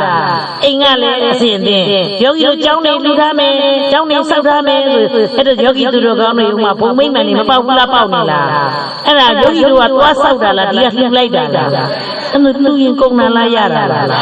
တောရိယဟာလားနန္ဒီယတတိမခံဘူးလားနန္ဒီယအကြောင်းဆောင်နေရလေဘုရားလက်ထက်တော့ဟိုဘက်မှာဘုံပေါက်မနေဘူးလားကြားဘူးတယ်နော်ဘာပါနော်ကြားဘူးအဲ့ဆိုရင်ဟုတ်လားရှင်မမောကလန်ကြီးကနတ်ပြိုတက်ပြီးစိုးမခံဘူးလားဟင်းမနေ့ကဒီနေ့မှဗိမ္မာန်ကြီးမရှိပါဘူးအခုဘဒုဗိမ္မာန်ကြီးတော့ကျွန်တော်သမီးတဲ့ဘဒုတွေတော့မပြောဘူးလားမမေးဘူးလားမေးလိုက်တော့ဩတဲ့ကျောင်းဆောင်နေတာတဲ့ဟုတ်လားနန္ဒီယကျောင်းဆောင်နေတာတဲ့နန္ဒီယနေမဲ့ဗိမ္မာန်တဲ့ကျမတို့ညိုနေတယ်လို့ပြောလိုက်ပါဟောဘဒုပြောတာရှင်မမောက်ကလည်းမမလိုက်ဘူးလားကျမတို့ဟလာစောင့်နေတယ်လို့နန္ဒီယတထေကိုပြောပြပါမြန်သာလာခဲ့ပြီမပြောလိုက်ဘူးလားနတ်သမီးကဘယ်တစ်ဖက်၄900ဘယ်ဘက်တစ်ဖက်၄900ညာဘက်တစ်ဖက်၄900ဥစိတ်ပြုစင်ပြေရနော်ဟုတ်ကဲ့လားဒီမှာဆိုဘယ်နှယောက်ပြရောက်ဝင်ရကုကျော်ရှိဘယ်နှယောက်ရရောက်ဝင်ရနတ်ပြည်မှာဆိုဘယ်နှယောက်ကိုပဲ၄900ဒီပဲ၄900စိတ်မပြေဘူးလားမိုက်တယ်နော်နတ်မျိုးကြီးကဲပြောသမောင်းအဲ့လူရာကုန်နာလားရတာမြောင်လားနန္ဒီယအောင်မှာလူတော်မတည်သေးဘူးလားမြင်လာပါနတ်သမီးတွေစောင့်နေပြီ900တောင်မှစောင့်မနေဘူးလားဒီလိုဆိုကုန်နာလားရတာပြီးတော့တခါပရိသေဗျံအစဉ်သင်ဟုတ်ကဲ့လားလှူခဲ့လို့လေစားကျင်နာလေးတွေစုခုစားလိုက်မယ်မရဘူးလားရတာပြောလှူတာကကုန်နာလားရတာအဲ့လိုပြီးဖို့လိုတာဟုတ်ကဲ့လားဒီလိုဆိုရင်ယောဂီသူတော်ကောင်းတို့ဘွားကနေလေးပေါ်လာတဲ့ဝိစားလည်းတစ်ချိန်နေပဲဟုတ်ကဲ့လားဟလာပရိသေဗျံလေးစားကျင်နာလေးပရိသေဗျံလေးစုခုစားလိုက်ရုံနဲ့ဘုံမိမ့်မှန်ကအစဉ်သင်သဘောပေါက်လားအဲ့ဒါဘွားကနေပေါ်တာနတ်သားဟုတ်ကဲ့လားနတ်သားနတ်သမီးလေးမရှိဘူးလားကဲ ကိုကနှလုံးသွင်းမာလို့အမလီနာလာကြီးရဲ့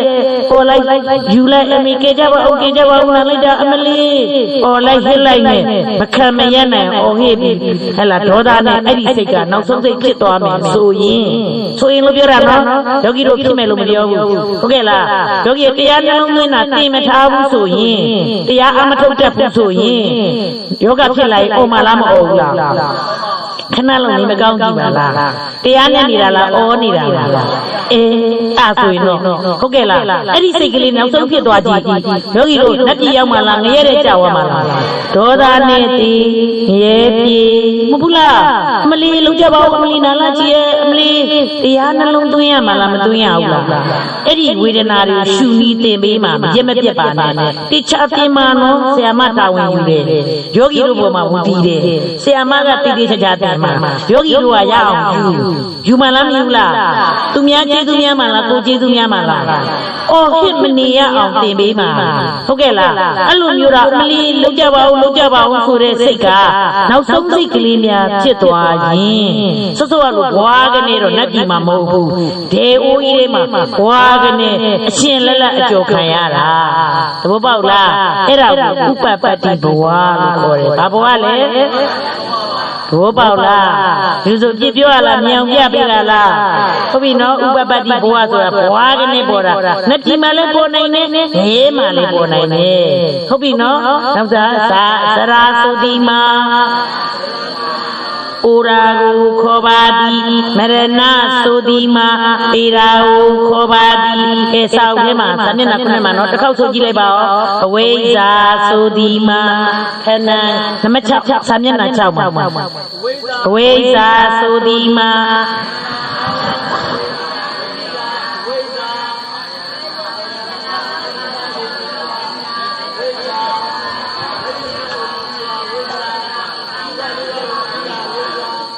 ဟုတ်ပြီနော်အဝိဇ္ဇာပြီးတော့သင်္ခါရသုတိမှာပြုလုပ်အားထုတ်တာကိုခေါ်ပါသည်ကောင်းမှုပြုလုပ်သည်မကောင်းမှုပြုလုပ်သည်ဇန်တမထကိုပြုလုပ်သည်ဝိညာဉ်သုတိမှာတိမှုကိုခေါ်ပါသည်ပရိတ္တေဝိညာဉ်ပဝတ္တိဝိညာဉ်ဒီနေရာမှာဘာဝိညာဉ်ကိုသုံးပါလဲပရိတ္တေဝိညာဉ်ကိုသုံးမယ်မှတ်ထားမယ်နော်ဟုတ်ပြီနာယုတ်သုတိမှာမတိရာဂယုတလာယရဏသုတိမှာမျက်စိနာနှာခေါင်းရှာ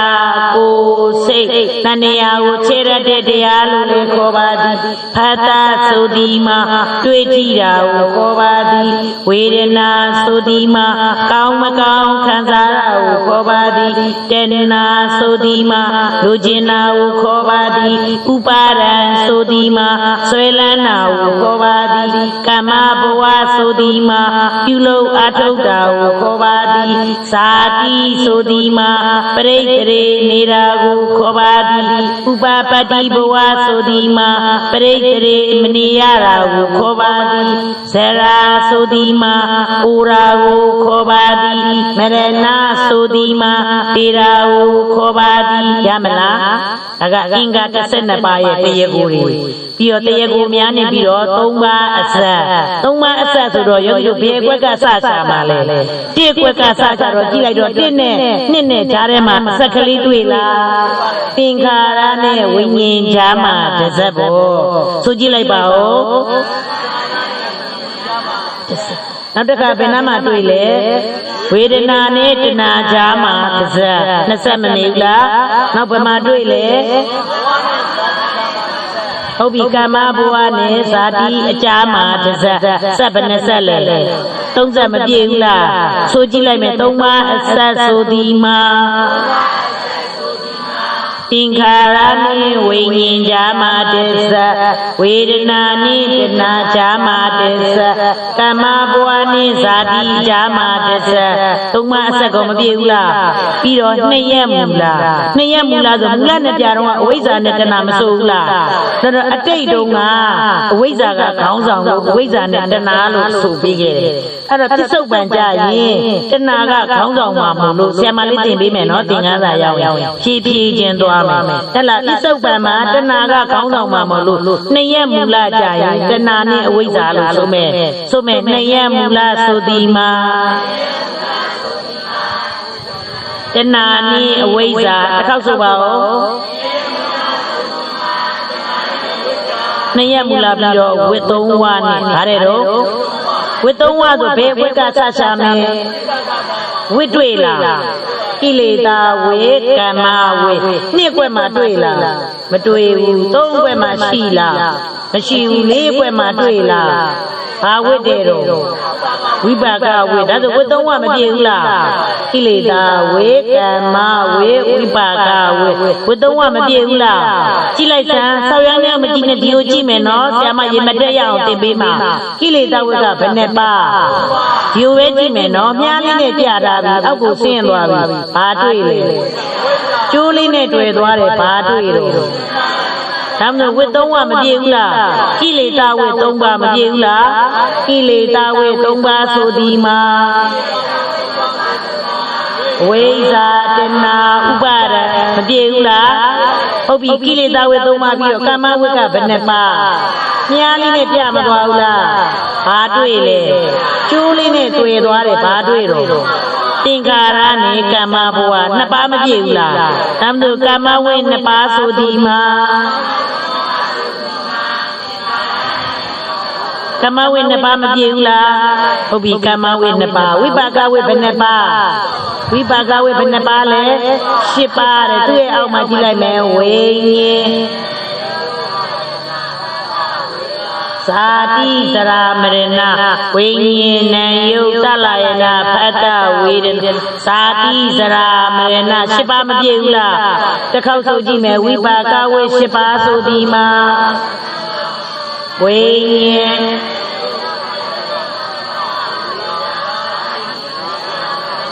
ဝိပါကဝိ၈ပါးမပြည့်ဘူးလားဟုတ်ပြီနော်ဝိသုံးဝါနဲ့ဟုတ်ကဲ့လားပြီးရင်ကာလဘယ်နှပြလဲ၃ပြကာလဘယ်နှပြလဲဘယ်ကွက်ကဆချမယ်ဘာတွေ့လဲကြည့်လိုက်မယ်ဘာကာလလဲနံပါတ်1ကွက်ဘာတွေ့လဲနူလေပြီးတော့အတိတ်ကာလတကာလမတွေ့ဘူးလားကာလဘယ်နှပြတဲ့တော့၃ပြမကြည့်လိုက်တော့2ကွက်နဲ့3ကွက်နဲ့ကြယခုဖြစ်စေပစ္စုပန်ကာလပစ္စုပန်ကာလဘယ်နှကွက်ပေါင်းထားတာလဲ2ကွက်ပေါင်းထားတယ်ယခုဖြစ်စေပစ္စုပန်ကာလ2နဲ့3နဲ့ပေါင်းမထားဘူးလားဟုတ်ပြီနောက်ပြီးနံပါတ်4ကွက်ကဘာတဲ့တော့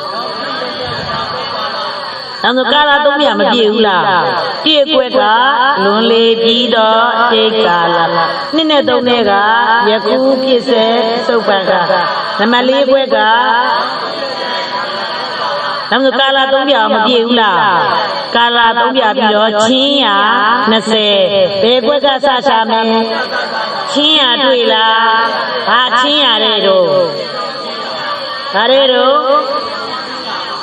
လိုက်ပြောပါဦးသူ့ရဲ့အောက်တဲ့မှာဆိုကြည့်ပါ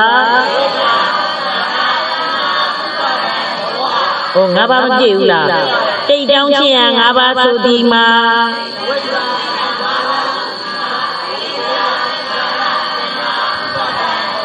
မနော်အပေါ်မှာနော်အတိတ်ကြောင့်အချင်းရ၅ပါးသူ့ရဲ့အောက်တဲ့မှာဆိုကြည့်လိုက်မယ်၅ပါးမပြည့်ဘူးလားနံပါတ်1ကွက်ပြီးတော့2ကွက်ကိုသွားမှာမဟုတ်လား2ကွက်မှာဘာတွေ့တော့ပြစ္ဆုတ်ပံတိတ်ကြောင်းပြီးတော့ပြစ္ဆုတ်ပံအကျိုးချင်းရ၅ပါးဆိုကြည့်လိုက်မယ်သူ့ရဲ့အောက်တဲ့မှာဝိညာဉ်နံယုတ်တလယနာဖတ္တဝေဒနာ၅ပါးမပြည့်ဘူးလားဒါပြစ္ဆုတ်ပံအကျိုးချင်းရ၅ပါးနှစ်ပြီးတော့3ကိုသွားတော့ဘာတွေ့တော့ပြစ္ဆုတ်ပံအကြောင်းချင်းရ၅ပါးချင်းရတွေ့လား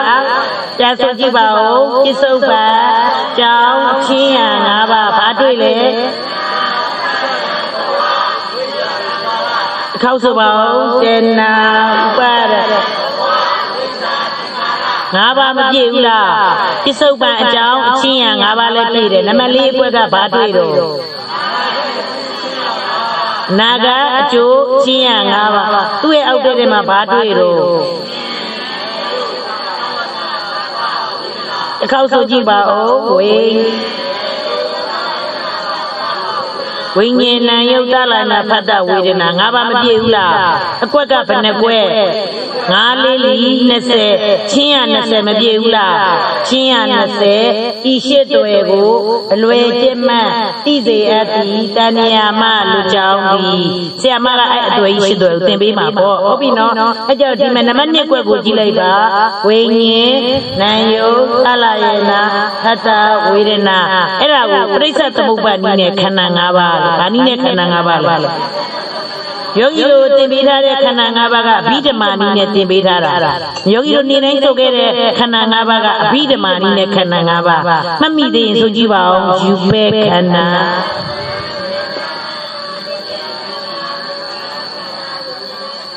ဆိုကြည့်ပါဦးယူပဲခန္ဓာဝေဒနာခန္ဓာတည်ညဲခန္ဓာသင်္ခါရခန္ဓာဝိညာဉ်နဲ့ခန္ဓာယောဂီတို့ခန္ဓာ၅ပါးနဲ့တူတူမနေဘူးလားယုတ်ကတပါးနာငါ၄ပါးပြောပါယုတ်ကတပါးနာငါ၄ပါးတူရပေါင်းလိုက်တော့နံတပါးမရဘူးလားနံနဲ့ယုတ်မရဘူးလားဒါကအဘိဓမ္မာနည်းနဲ့ခန္ဓာ၅ပါးနံနဲ့ယုတ်ဒီဟာကပြိဿသမုပ္ပါဒ်နည်းနဲ့ခန္ဓာ၅ပါးဟုတ်ပြီနော်ဆိုကြည့်ပါဦးဝိညာဉ်ခေါက်ဆိုကြည့်ပါဦးမဆိုချင်းဆိုချင်းဆိုမှလားဆိုချင်းဆိုချင်းလားကုသိုလ်ရမှလားအကုသိုလ်ဖြစ်တာလားအိုက်ဆံကုန်လားအိုက်ဆံမကုန်မင်းနဲ့ကုသိုလ်မရဘူးလားတိတိလေးရတာလားအကြီးရတာလားတဘဝကရတာလားတတမရသုံးကရတာလားဆရာမအားနဲ့နေနဲ့သင်ပေးတဲ့ယောဂီတို့ဆိုအမှလားမဆိုအောင်လားခန္ဓာဘယ်နှပါဆိုကြည့်လိုက်ပါဦးဝိညာဉ်ပရိစ္ဆေသမုပ္ပါဒ်နည်းနဲ့ခန္ဓာ၅ပါးခန္ဓာ၅ပါးဆိုနည်းနည်းရုပ်မဟုတ်လားဒါမှမဟုတ်ကြည့်ကြည့်လိုက်ဝိညာဉ်ဆိုဒီမှာတိမှုကိုခေါ်ပါသည်ဆိုတော့မဆိုခဲ့ဘူးလားတိတယ်ဆိုတော့ယုတ်ကတိတာလားနာငါတိတာလားဟောနာငါတိတယ်ဆိုဆရာမလေးရဲ့နံပါတ်ကိုပို့လိုက်ပြီးဒီမှာဟောနန္တရားမရဘူးလားဒါမှမဟုတ်နံယုတ်ဆိုဒီမှာတိတာကနံမတိတာကယုတ်ဟောတိတာကနံ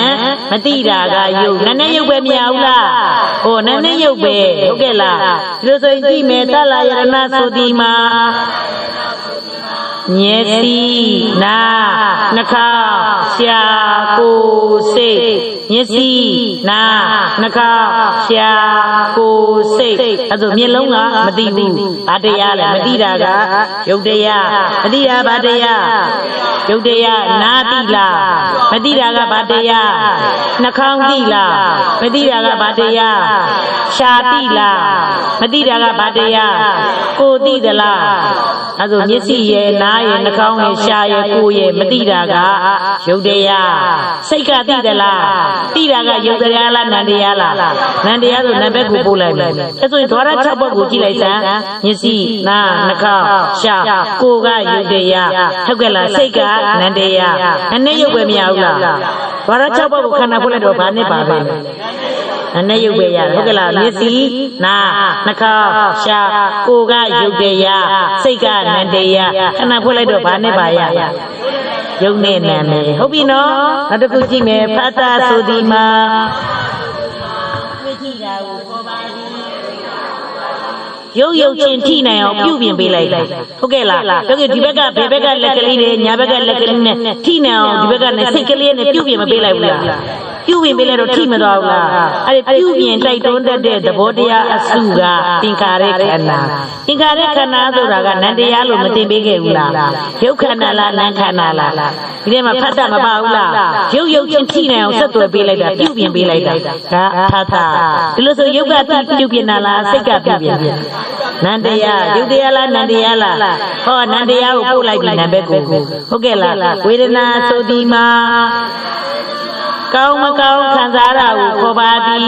အဲ့ဒါကောင်းတာလည်းခံစားတယ်မကောင်းတာလည်းခံစားတာအဲ့ဒါခံစားတာကဝေဒနာအဲ့ဒါခံစားတယ်ဆိုတော့ဆရာလေးမေးပြီးသွားပြီအစားနေကြရရုပ်ကခံစားတာလားစိတ်ကခံစားတာ အကြောင်းကရင်ဟုတ်ကလားခံစားစရာအောင်တဲ့တိုင်းမခံစားဘူးလားယုတ်တရားလားနန္တရားလားဒါမှမဟုတ်ဝေဒနာကနန္တရားနံဘက်ကိုပို့လိုက်ပြီကဲကြက်တော့ဝိညာဉ်နာယုတ်သလာယနာဖတ်တဝိရခန္ဓာ၅ပါးကိုခန္ဓာဖွဲ့တော့ယုတ်နဲ့နာမည်မရဘူးလားဒါကဘာနည်းနဲ့ခန္ဓာ၅ပါးလဲပဋိစ္စသမုပ္ပါဒ်နည်းနဲ့ခန္ဓာ၅ပါးနားလည်လားဒီလိုဆိုရင်ယောဂီတို့ဒီနားလေးမှာဘာဝိညာဉ်ကိုသုံးမယ်လို့သင်ထားလဲပြောမရေရေပြောပရိသေဝိညာဉ်ပရိသေဆိုတာဘယ်မှာနေခဲ့တာလဲမေဝင်းထဲမှာမေဝင်းကောင်းထဲမှာနေခဲ့တာကိုဘာလို့ခေါ်တာလဲဒါဆိုဒီနားမှာဘာရှိတယ်လို့ခုနကပြောလိုက်လေ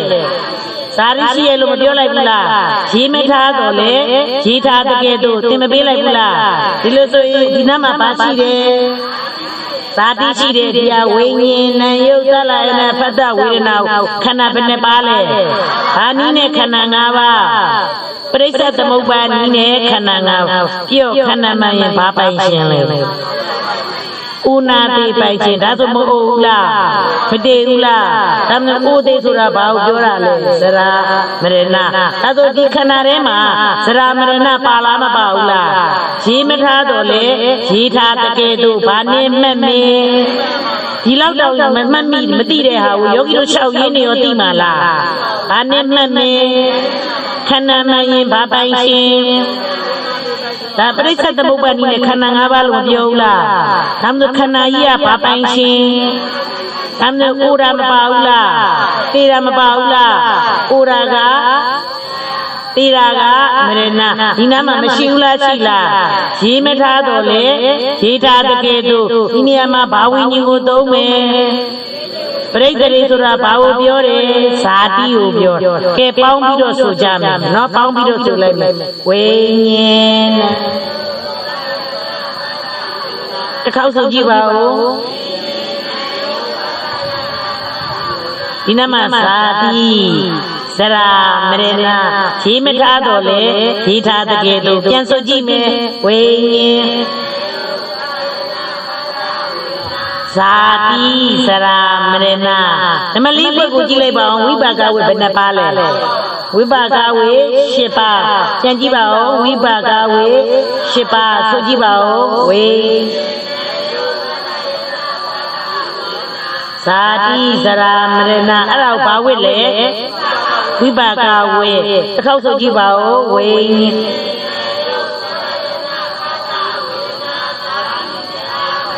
ဘာဝိလဲ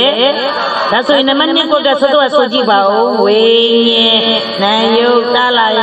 ဖတ်တဝေဒနာဒီနာမှာဇာတိစရာမရဏမရှိဘူးလားပေါင်းလိုက်တူဘူးလားနှစ်ကွက်နဲ့လေးကွက်နဲ့မတူဘူးလားစောနဲ့လေးကွက်နဲ့နှစ်ကွက်နဲ့မတူဘူးလားလေးကွက်ကဘာဝိနှစ်ကွက်ထဲမှာဝိပါကဝေလို့ရေးထားသလားရေးမထားတော့လေအကွက်မတူလားတူလားဝိညာဉ်နာယုတ်သလာယနာဖတ်တဝေဒဒီနာမှာဇာတိမရှိဘူးလားသရမရဏမပါဘူးလားမတူလားတူလားတူတယ်ဆိုနှစ်ကွက်ကိုဝိပါကဝေလို့ပြောလို့မရဘူးလားဘာနဲ့မှတ်မင်းတိချာမှတ်ထားလို့တက်သွားရင်ပျော်သွားမှာဟုတ်ကဲ့လားဆရာမလေးတိချာသင်ပေးနေတာဘာနဲ့မှတ်မင်းညနေမှတ်မယ်ဒီလိုဆိုရင်လေးကွက်နဲ့နှစ်ကွက်နဲ့မတူဘူးလားတူတယ်ဆိုရင်လေးကွက်ကဘာဝေဒါမှနှစ်ကွက်ကဘာဝေဘာနဲ့မှတ်မယ်ဆရာတော်ဘုရားကြီးဟောမှာဟုတ်ခင်ဗျားတို့လေဟုတ်ကဲ့လားအတိတ်အကြောင်းကြောင့်နမနှစ်မှာခင်ဗျားတို့ဝိပါကဝကြီးရသွားပြီဆရာတော်ဘုရားကြီးမဟုတ်လားခေါ်တော့ဆရာတော်ကြီးကသူ့ဆရာသူ့တကလေရှင်းပြီးသားလေ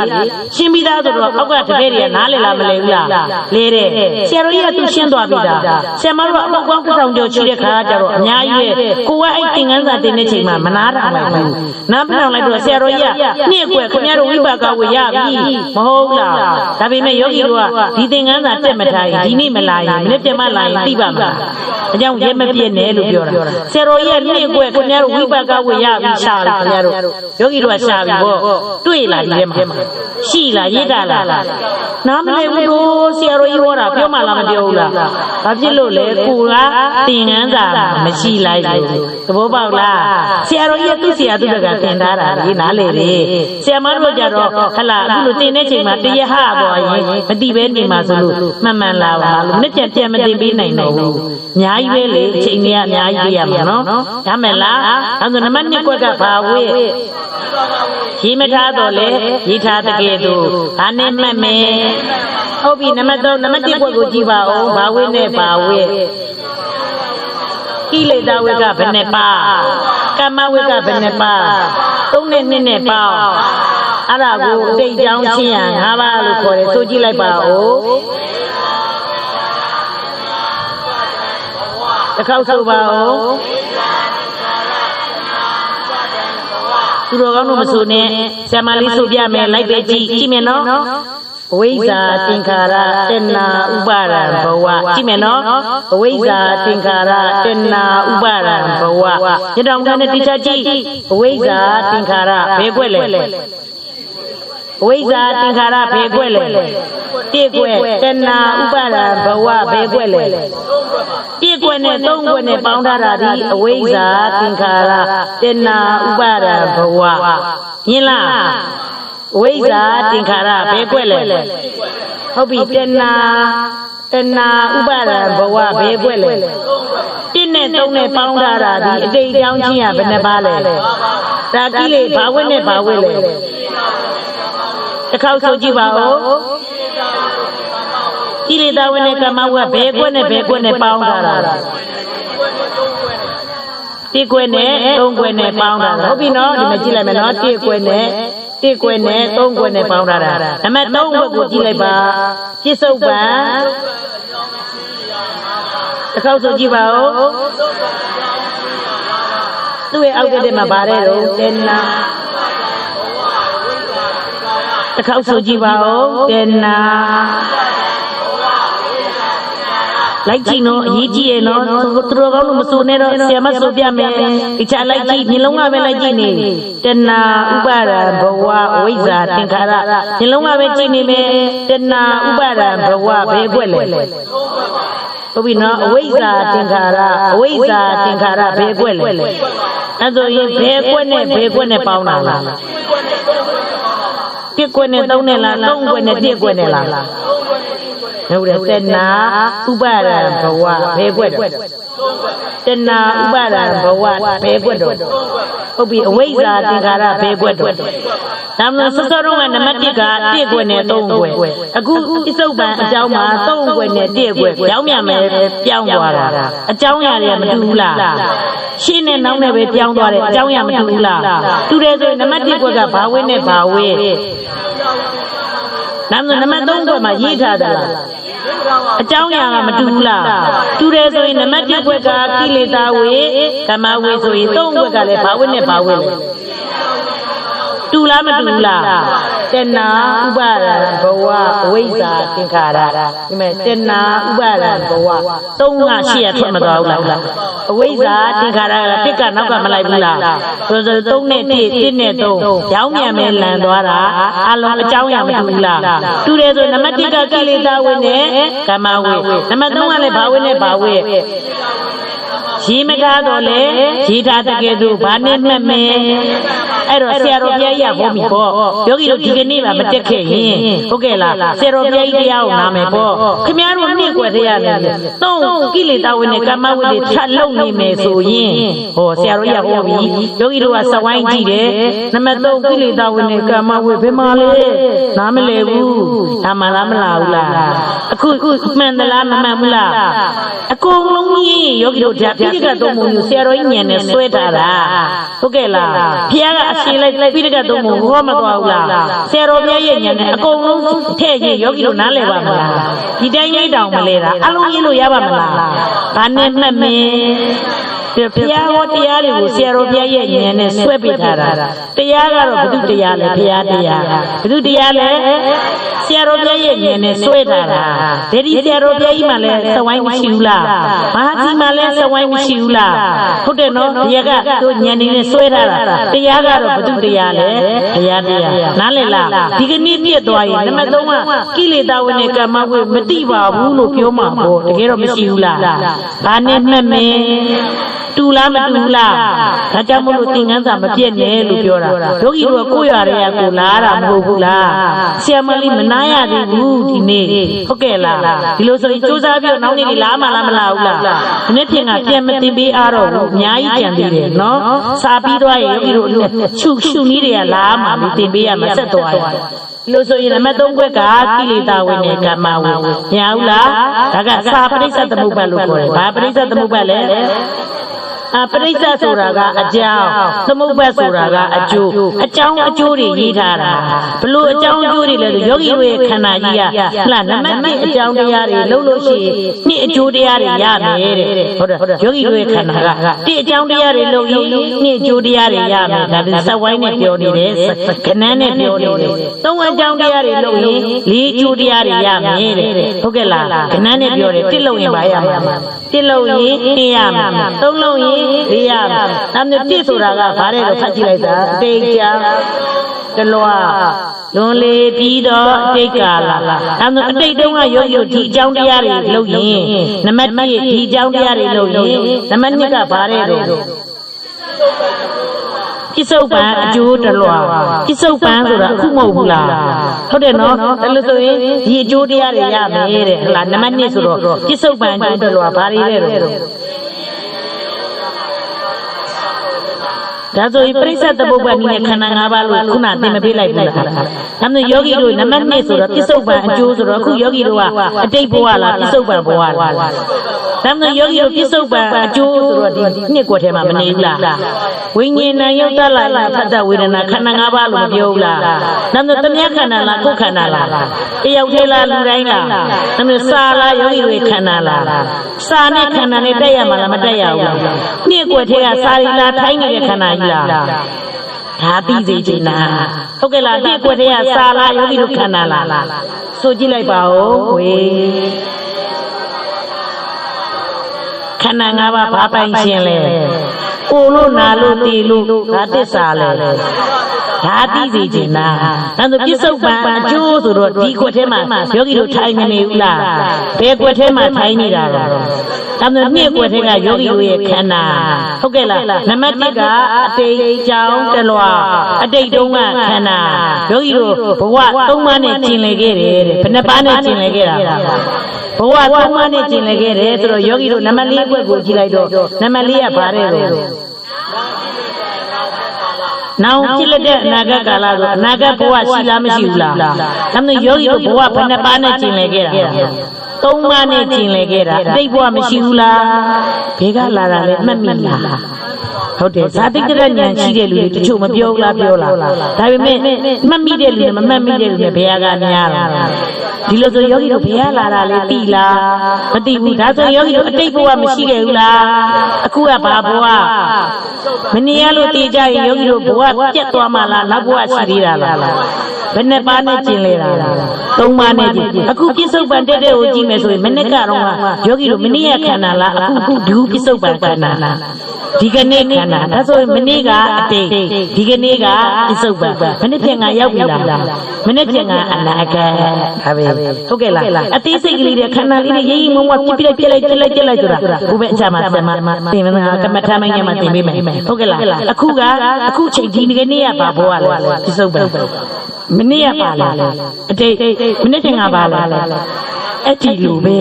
ယောဂီတို့ရဲ့ခန္ဓာကြီးရလေဘဝ3ပါးနဲ့ကျင်လည်ခဲ့တာဘယ်နှပါးနဲ့ကျင်လည်ခဲ့တာဘဝ3ပါးနဲ့ကျင်လည်ခဲ့တာဟုတ်ပြီနော်အဲ့ကြတော့နံပါတ်1ခွက်ကတိတ်တုံးကလုပ်ခဲ့တဲ့အကြောင်းတရား1ခွက်ကဘယ်တော့လုပ်ခဲ့တယ်ဟုတ်တယ်မဟုတ်တယ်ဆိုကြည့်ပါအောင်အတိတ်အကြောင်းချင်းရ5ပါးပြောကြည့်ပါအောင်လွန်လေတိတ်ကာလအတိတ်အကြောင်းတလွားဒါဆိုအတိတ်တုန်းကလုပ်ခဲ့တဲ့အကြောင်းတရားတွေပေါ့နံပါတ်1ခွက်ကဘယ်တုန်းကလုပ်ခဲ့တဲ့အကြောင်းတရားတွေတယောက်တည်းလားလူတိုင်းလား ပုဂ္ဂိုလ်တ attva နဲ့ဟောမယ်ဆိုရင်နဲ့ငါဖျားဖြစ်တဲ့နေရာနေဆိုင်ပြိဋိဘံဆောင်တဲ့မကုန်ဘူးတဲ့တဏှာကြီးကရှည်လုံးလို့ဟုတ်ကဲ့လားဟာလားဘာဥကျော်ရင်ဘောကအခုဘောကဥကျော်ရင်ရှေ့ဘောကနတ်ဒီမှာနာမည်ကဘဒုခုဘောကတော့ဗြဟ္မဘုံမှာနာမည်ကဘဒုသူ့နာမည်ဒီပုဂ္ဂိုလ်တ attva နာမည်နဲ့လူမျိုးတရားတစ်ပါးမရှိဘူးလားအဲ့ဒီချစ်ချေတော့ဟာပယ်လီဘက်မှာနေခဲ့ဘူးလေအဲ့တုန်းကဘလို့အဲ့လိုပုဂ္ဂိုလ်နဲ့တ attva နဲ့အမိနာမတွေနဲ့ဆိုမဆုံးနိုင်ဘူးတဏှာကြီးကတိုးလို့လားရှည်လို့လားရှည်မို့လို့ဟုတ်ကဲ့လားဘုရားကနေပြီးတော့ဓမ္မနဲ့ဟောပေးမယ်တဲ့မင်းတို့ဓမ္မနဲ့တိုက်ကြည့်တယ်ဒါနဲ့တိုက်ရမှာတော့ဓမ္မဆိုတော့ယုတ်ဓမ္မနန္ဒယောက်ျားတွေမိန်းမတွေလားယုတ်ဓမ္မနန္ဒမတွေယုတ်ဓမ္မနန္ဒမတွေဟုတ်ကဲ့လားဓမ္မနဲ့တိုက်ကြည့်ရမှာလားမတိုက်ကြည့်ရဘူးလားဒီတရားနဲ့တိုက်ရမှာလားမတိုက်ရဘူးလားပုဂ္ဂိုလ်တ attva နဲ့တိုက်ရမှာလားတရားနဲ့တိုက်ရမှာလားဟုတ်ပြီနော်ယောက်ျားမိန်းမပုဂ္ဂိုလ်တ attva ရှိရလားယုတ်ဓမ္မနန္ဒမတွေအဲ့ဒါနံပါတ်1ကွက်ကအတိတ်တုန်းကလုပ်ခဲ့တဲ့အကြောင်းတရားတွေဘယ်တုန်းကလုပ်ခဲ့တာလဲဒါမျိုးဝိနဲ့ပြောလိုက်တော့ဘာဝိနဲ့ဘာဝိလုပ်ခဲ့တာလဲတိုက်ကြည့်နော်ဒီနေ့ချင်းသွားမှနားလဲစေရမယ်ဟုတ်ပြီနော်အချင်းရဘယ်နှပါအတိတ်တောင်ချင်းရ5ပါဆိုကြည့်ပါဦး5ပါဒီ5ပါလုတ်ခဲ့တယ်တဲ့ဒီအကြောင်းတရားတွေလုတ်ပြီးရှင်းမယ်နော်ခန္ဓာ5ပါကိုမသိတာနမ်တို့ခုယောဂီတို့ခန္ဓာ5ပါးသိပြီးသွားပြီမို့လားတနေ့ကုန်သိတဲ့အချိန်နဲ့မသိတဲ့အချိန်ဘယ်ကများမသိတဲ့အချိန်ကများတော့ယောဂီတို့အဝိဇ္ဇာနဲ့မနေဘူးလားတင်တော့တင်ထားတယ်မိနေတယ်အဲ့ဒါဆိုမိနေတဲ့အချိန်က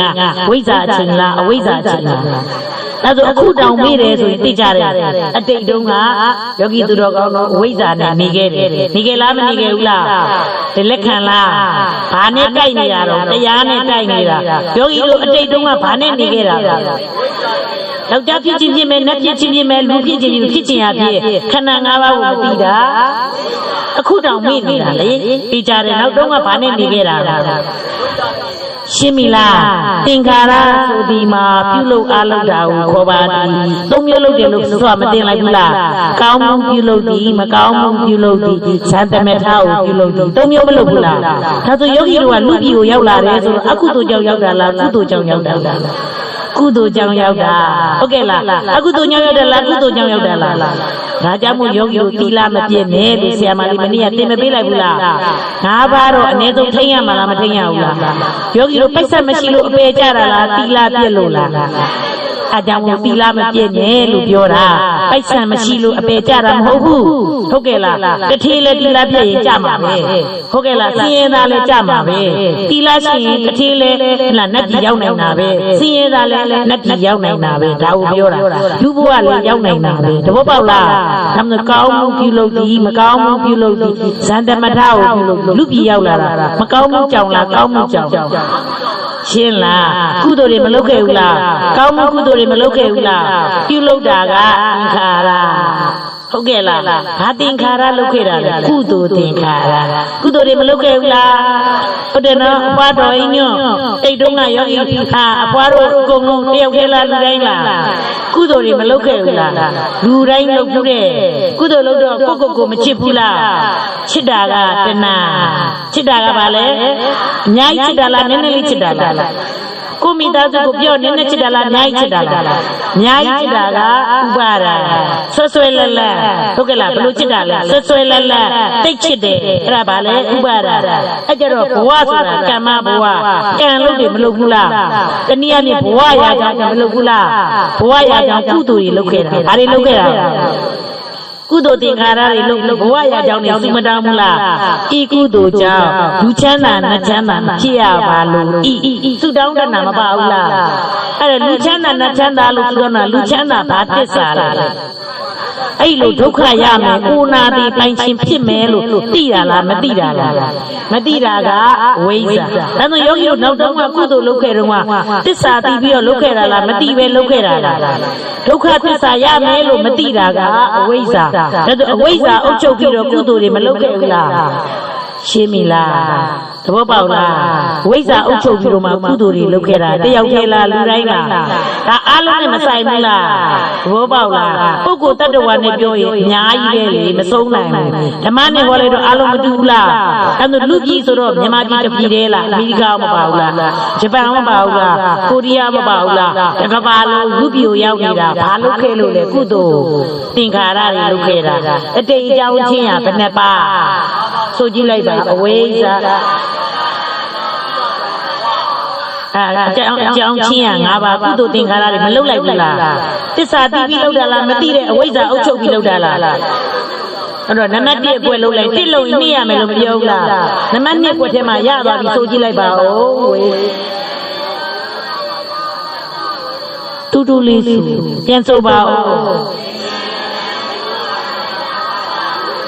ဝိညာဉ်နာယုတ်တလာနာဖတ်တဝေဒနာခန္ဓာ၅ပါးလို့ပြောလားဗါတဲ့တော့ပြစ္ဆုတ်ပံ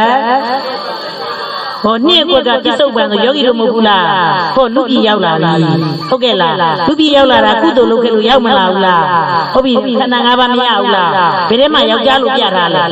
မိန်းမလို့ပါလားခလေးလို့ပါလားဟုတ်ရဲ့မသားလို့ပါလားသမီးလို့ပါလားဟောခန္ဓာ၅ပါးပဲပါတယ်သဘောပေါက်လားဒါဆိုခန္ဓာ၅ပါးသိရမှာလားမသိရဘူးလားဒါသိဖို့တရားနာတာသဘောပေါက်လားယောဂီသူတော်တို့ပြည့်ညက်နေရတော့တရားမနာလဲရတယ်လေဟုတ်ကဲ့လားမွေးကြရတင်စရာလို့လားဟုတ်တယ်နော်ဒါသိဖို့ကြတော့တင်ရမှာလားမတင်ရဘူးလားဒီလိုခန္ဓာ၅ပါးရမသွားဘူးလားလူပြည်ကိုရောက်လာတာလူလို့တော့မခေါ်ဘူးလားလူလို့ခေါ်တဲ့ခန္ဓာ၅ပါးလူလို့မခေါ်ဘူးလားလူလို့ခေါ်တဲ့ခန္ဓာ၅လူလို့ပဲအပေါ်ရုံပဲရှိတာဟုတ်လားနာမည်လည်းဘာဥကျိုးရဲ့ဝိကရေပါရလားတယောက်ထဲလားလူတိုင်းလားဝိကရေပါရလားအမေအမေပေးထားတာလားဟုတ်ကဲ့နော်ဟုတ်ကဲ့လားမတူးလို့ခေါ်တယ်ဟုတ်ကဲ့လားခန္ဓာဘယ်နှပါဒမဲလုံးလို့ခေါ်တယ်ခန္ဓာဘယ်နှပါအဖွားဒေါ်အင်းလုံးလို့ခေါ်တယ်ခန္ဓာဘယ်နှပါဟုတ်တယ်နော်မတ်ဒေါ်မီဒေါ်ရင်မီလို့ခေါ်တဲ့ခန္ဓာဘယ်နှပါခေါ်ယုံမဲခေါ်တာလူပြိုရောက်မလာဘူးလားခန္ဓာဟဟလားလူလို့ခေါ်တဲ့နာနေယုံဟုတ်ကဲ့လားလူလို့မခေါ်ဘူးလားအပေါ်မှာတရားနာနေနတ်တွေမရှိဘူးလားနတ်ကြီးကဘယ်နဲ့ထက်ချိတာတော့နတ်ပြည်က6တာတော်တရားပေါ်မှာမရှိလို့ဟုတ်ကဲ့လားနတ်ပြည်ကအရောက်နေတယ်လေဟုတ်ကဲ့လားအရောက်နေတော့တိတ်တချို့မသိဘူးမှပြောတာတွေရှိသေးနတ်ပြည်ကဘယ်နဲ့ထက်နတ်ပြည်ရောက်တာလေကုသိုလ်ကြောင့်အကုသိုလ်ကြောင့်ရောက်တယ်လားကုသိုလ်ကြောင့်ရောက်တာလားဟောအပေါ်မှာနတ်တွေကလည်းကုသိုလ်ကြောင့်နတ်ပြည်ကိုရောက်တယ်ယောဂီကလည်းကုသိုလ်ကြောင့်လူပြည်ကိုမရောက်ဘူးလားကုသိုလ်လုပ်ခဲ့လို့ကုသိုလ်သင်္ခါရသဘောပေါက်လားကုသိုလ်သင်္ခါရတွေလုပ်ခဲ့တယ်ဟုတ်ပြီနော်နောက်တစ်ခုကခန္ဓာ၅ပါးကိုမသိတာအဲ့တော့အကုသိုလ်သင်္ခါရတွေမလုပ်တဲ့လူမရှိဘူးလားအတိတ်တုန်းကအခုလားအတိတ်တုန်းကလားအကုသိုလ်သင်္ခါရဆိုရောင်းရင်ဝယ်နေနဲ့အိုးဘဒူတင်းတင်းငတိမပြီးရောသူတို့လုံးငောင်းလည်းလုံးပါပဲဟုတ်လားအဖြစ်လဲကွာခြားတယ်ကွာဆိုပြီးတော့ရောင်းရင်ဝယ်နေသူလည်းလိမ့်နေငါလည်းလိမ့်မယ်ဟုတ်ကဲ့လားသူလည်းလုပ်တယ်ငါလည်းလုပ်မယ်ဆိုပြီးလောက်ပြောစီရောက်ရင်စီရောဟုတ်ကဲ့လားသူစမ်းကံမပါဟုတ်ကဲ့လားဆံရောင်းရင်ဆံရောစံကံမပါဟုတ်ကဲ့လားငါမကွေးမပါဟုတ်တယ်လေမကွေးလည်းပြောလို့ဒီကမကွေးနေပြီးတာအဲ့လိုမရှိဘူးလားအပြစ်ပြောတာလားမြောင်ပြမယ်ရောလေရောပြီးရပါတယ်ရောပြီးဒါလေးကရိုးထားလို့ဘယ်လားဒါလေးကတော့မရောတဲ့စဉ်ဘယ်လားအဲ့လိုပြောမှာလားမပြောအဲ့သူကလေရောပြီးတော့မှလေမရောတဲ့စဉ်တိုင်းမြောင်မလားညိငါချစ်လို့အရင်တိုင်းပြေးလိုက်လိန်အောင်ဘူးလားညို့ချစ်လို့အရင်နိုင်ပြီလေရင်နိုင်မှုရအောင်ဟုတ်ကဲ့လားအမြတ်ရအောင်ရောင်းတာမဟုတ်ဘူးလားဒီလိုဆိုရင်မှန်မှန်ပြောရမှာလားပြောရဘူးလားအပြစ်ပြောရလားမြောင်ပြပေးရလားငါတော့ဘလောက်မြက်လက်တွေစိတ်ထဲကနေပြောမနေဘူးလားဘေဘက်ကရှုံးသွားတာလေဒီလားဘက်ကရှုံးသွားတာဘက်ကရှုံးသွားတာလေသဘောပေါက်လားပြပြောရလားမြောင်ပြပေးရလားတို့နောက်တုန်းကအတိတ်တုန်းကဟုတ်ကဲ့လားခန္ဓာ၅ပါးကိုမသိတဲ့အဝိဇ္ဇာနဲ့အကုသိုလ်သင်္ခါရတွေနဲ့အတိတ်တုန်းကပြောတာပါတခြားကြဘူးလားခြားကြလားပြုလုပ်တာကသင်္ခါရဟုတ်ပြီနော်ကိုမချစ်ဘူးလားချစ်တာကတဏှာနည်းနည်းလေးချစ်တာလားအများကြီးချစ်တာလားအများကြီးချစ်တာကဥပါဒ် तू ကလည်းကုသိုလ်မလုပ်ဘူးလားကုသိုလ်လုပ်ပြီးစုမတောင်းဘူးလားဘဝရအောင်စုတောင်းတာပဲဒါပြီမင်းအကုသိုလ်တွေနဲ့လုပ်ပြီးမှာဆူတောင်းလိုက်တဲ့ခါကျတော့ခွေးဖြစ်သွားရောနွားဖြစ်သွားရောဝက်ဖြစ်သွားရောရွာထဲမှာမရှိဘူးလားခွေးတွေဝက်တွေနွားတွေကယောဂီတို့တီလာအဲ့ဒါယောဂီတို့ပတ်သက်မရှိလို့ခွေးဖြစ်သွားတာလားတီလာဖြစ်သွားလို့လား ဟုတ်ပြီနော်ဟလာပိုက်ဆံမရှိလို့နွားပြစ်သွားတာလားတီလာပြစ်သွားလို့လားဒါသိစေချင်တာယောဂီတို့ကတချို့အကုသိုလ်လို့ဘာဖြစ်ပါဘူးလို့ပြောလားမပြောဘူးလားဖြစ်ပါတယ်ဖြစ်မှလားမဖြစ်ဘူးလားသိတဲ့ချိန်ကရှောင်ရမှလားမရှောင်ရဘူးလားဒီလိုဆိုရင်အပယ်လေးပါးကိုကြာမသွားဘူးလားကြွားထဲမှာခွေးတွေဝက်တွေနွားတွေကယောဂီတို့ပတ်သက်မရှိလို့ကြာသွားတာလားတီလာပြစ်လို့လားဘာသင်္ခါရတွေလုပ်ခဲ့တာအကုသိုလ်သင်္ခါရတွေလုပ်ခဲ့တာအပေလေးပါးကိုရောက်မသွားဘူးလားတဘောပေါက်လားကုသိုလ်ကြောင့်ရောက်တာလားအကုသိုလ်ကြောင့်ရောက်တာလားတီလာပြည့်လို့ရောက်သွားတာတဘောပေါက်လားအတိတ်တုန်းကဟလာအကုသိုလ်သင်္ခါရတွေနဲ့ရှာပြီးတော့မှကုသိုလ်တွေတော့မလုပ်ဘူးလားဒါပေမဲ့နောက်ဆုံးချိန်ကျတော့အမြဲတမ်းအကုသိုလ်နဲ့ပဲနေတဲ့ခါကျတော့တရားကလည်းမတွေ့တာဘူးနောက်ဆုံးချိန်ကျတော့ကုသိုလ်ပေါ်မှာလားအကုသိုလ်ပဲပေါ်မှာလားဒါကြောင့်မို့နောက်ဆုံးစိတ်ကအရေးကြီးတယ်လို့ပြောတာဟုတ်လားရေးမကြည့်လားကြည့်လားသင်ရမှလားမသင်ရဘူးလားရဲမပြည့်နဲ့တော့သင်ပေးမှဘယ်တုန်းကဘာပဲလုပ်ခဲ့တရားနာမှလားမနာရဘူးလားတရားနဲ့နေရမှလားမနေရဘူးလားသင်ပေးမယ်လာခဲ့ပါဟုတ်ပြီနော်အကုသိုလ်သင်္ခါရတွေလို့တော့ယောဂီတို့ဒီဘက်မှာဝိညာဉ်နိုင်နမနဲ့ပြစ္ဆုတ်ပံရမတော်ဘူးလားအခုယောဂီရွာထဲမှာပြစ္ဆုတ်ပံလေခွေးတွေနွားတွေဝတ်တွေမရှိဘူးလားသဘောပေါက်လားယောဂီကိုပြောတာမဟုတ်နွားတွေအလိုလိုရောက်တာလားတီလာပြစ်လို့လားတဘောပေါက်လားနမနဲ့ကွယ်ပြစ္ဆုတ်ပံအကျိုးရှိဘူးလားတပီနော်နာမျိုးခန္ဓာ၅ပါးကိုမသိတာအဝိဇ္ဇာဇန်ကြည့်နေမကြည့်ဘူးလားကြည့်လားဇန်ကြည့်နေကြည့်ဗြဟ္မဘုံကိုရောက်မယ်ဆိုတဲ့လူကျင်တဲ့စိတ်နဲ့ဇန်နေတချို့တွေကဗြဟ္မဘုံကိုသွားမယ်ငါတို့ကနိဗ္ဗာန်မသွားချင်သေးဘူးဗြဟ္မဘုံကိုသွားမယ်ဆိုပြီးတော့ဇန်ချမ်းသာလေးနဲ့ပဲနေကျင်နေချို့တွေငြိမ်းပြီးထိုင်နေကြတယ်တနားလေးထိုင်နေ10နာရီလေးတိုင်း20လေးထိုင်နေဇန်ရအောင်ကြည့်မယ်ကြည့်နေလို့မရှိဘူးလားဇန်ရမှနော်ယောဂီတို့ဗြဟ္မဘုံကိုရောက်ရင်ဘာရမှရောက်မှာလဲဇန်ရမှရောက်မှာနော်ဟုတ်ကဲ့လားသူဇန်တမထတွေကိုကိုမချစ်ဘူးလားချစ်တာကတဏှာဒီနဲ့ချစ်တာလားအများကြီးချစ်တာလားအများကြီးချစ်တာကဥပါသူကဗြဟ္မဘုံရောက်ကြောင်းနေမလို့ဘူးလားဒါကြောင့်ဗြဟ္မဘုံကိုရောက်မသွားဘူးလားဗြဟ္မဘုံမှာ20ဘောဘယ်20လဲ20ဘဲကွက်ထဲမှာလဲနှစ်ကွက်ထဲမှာပြစ္ဆုတ်ပံအကျိုးဟုတ်ကဲ့လားသင်္ခါရ3မျိုးလို့တာလူပြည်ရဲ့နတ်ပြည်ရဲ့ပယ်လေးဘုံရဲ့ဗြဟ္မဘုံဟုတ်ကဲ့လားဗြဟ္မအလို့ခေါ်တဲ့ခန္ဓာဘယ်နှပါဆိုကြည့်လိုက်ပါအောင်ပြီးတော့မယ်နော်လိုက်စို့ဝိညာဉ်ခန္ဓာ၅ပါးဗြဟ္မာလို့ခေါ်တယ်ဒီမှာဗြဟ္မာလို့ရေးထားတာလားခန္ဓာ၅ပါးပဲခေါ်တယ်ဟုတ်ကဲ့လားခန္ဓာ၅ပါးလို့ပဲခေါ်တယ်ဗြဟ္မာလို့ခေါ်တယ်ခန္ဓာ၅ပါးတကယ်အရှိကခန္ဓာ၅ပါးဗြဟ္မာလို့ခေါ်တယ်ခန္ဓာ၅ပါးအပယ်လေးပါးခွေးတွေနွားတွေလို့ခေါ်တယ်ခန္ဓာ၅ပါးနတ်လို့ခေါ်တယ်ခန္ဓာ၅ပါးလူလို့ခေါ်တယ်ခန္ဓာ၅ပါးဘယ်ကွက်ထဲမှာလဲပြစ္ဆုတ်ပံအကျိုးအခုပြစ္ဆုတ်ပံမှာလူတွေရောမရှိဘူးလားပယ်လေးပါးရောမရှိဘူးလားနတ်တွေရောမရှိဘူးလားဗြဟ္မာရောမရှိဘူးလားကဲပေါင်းလိုက်မယ်လူပြည်ကတပုံနတ်ပြည်က6ထပ်1နဲ့6နဲ့ပေါင်းအပေက4ပုံပေါင်းလိုက်9နဲ့4နဲ့ပေါင်း17ဟုတ်ပြီဗြဟ္မာဘုံက20နဲ့17နဲ့ပေါင်း31နမတ်9ကွက်က31ပုံနဲ့ဆိုင်တာပေါ့ဟုတ်ကဲ့လားဒါမှမဟုတ်ယောဂီတို့ပြစ္ဆုတ်ပံအကျိုးတဲ့အခုပြစ္ဆုတ်ပံဘုရားခွေးတွေနွားတွေမရှိဘူးလားလူရောမရှိဘူးလားနတ်ကောမရှိဘူးလားဗြဟ္မာရောမရှိဘူးလားပေါင်းလိုက်တော့ဘယ်နှပုံလဲအမှန်ယောဂီတို့31ပုံထဲမှာနေနေတာဘယ်ပုံမှာရောက်နေတာလူပြည်မှာအကွက်နဲ့ပြောတော့ဘယ်ကွက်ထဲမှာလဲနှစ်ကွက်ထဲမှာဘာသစ္စာလဲဒုက္ခသစ္စာဘာပိုင်ရှင်လဲဥနာတရားလွတ်ခြင်းဘာရမှလွတ်မှာလဲကဲနိဗ္ဗာန်ရောက်ပုံရောက်ပြီးအစဉ်စဉ်နေတော့နဲ့ပြန်မှဆက်တင်မှာဒီကနေ့9မိနစ်ကျော်သွားတယ်တောင်းမှမာတယ်နိုင်စိတ်ပြီးတော်ကြအောင်စို့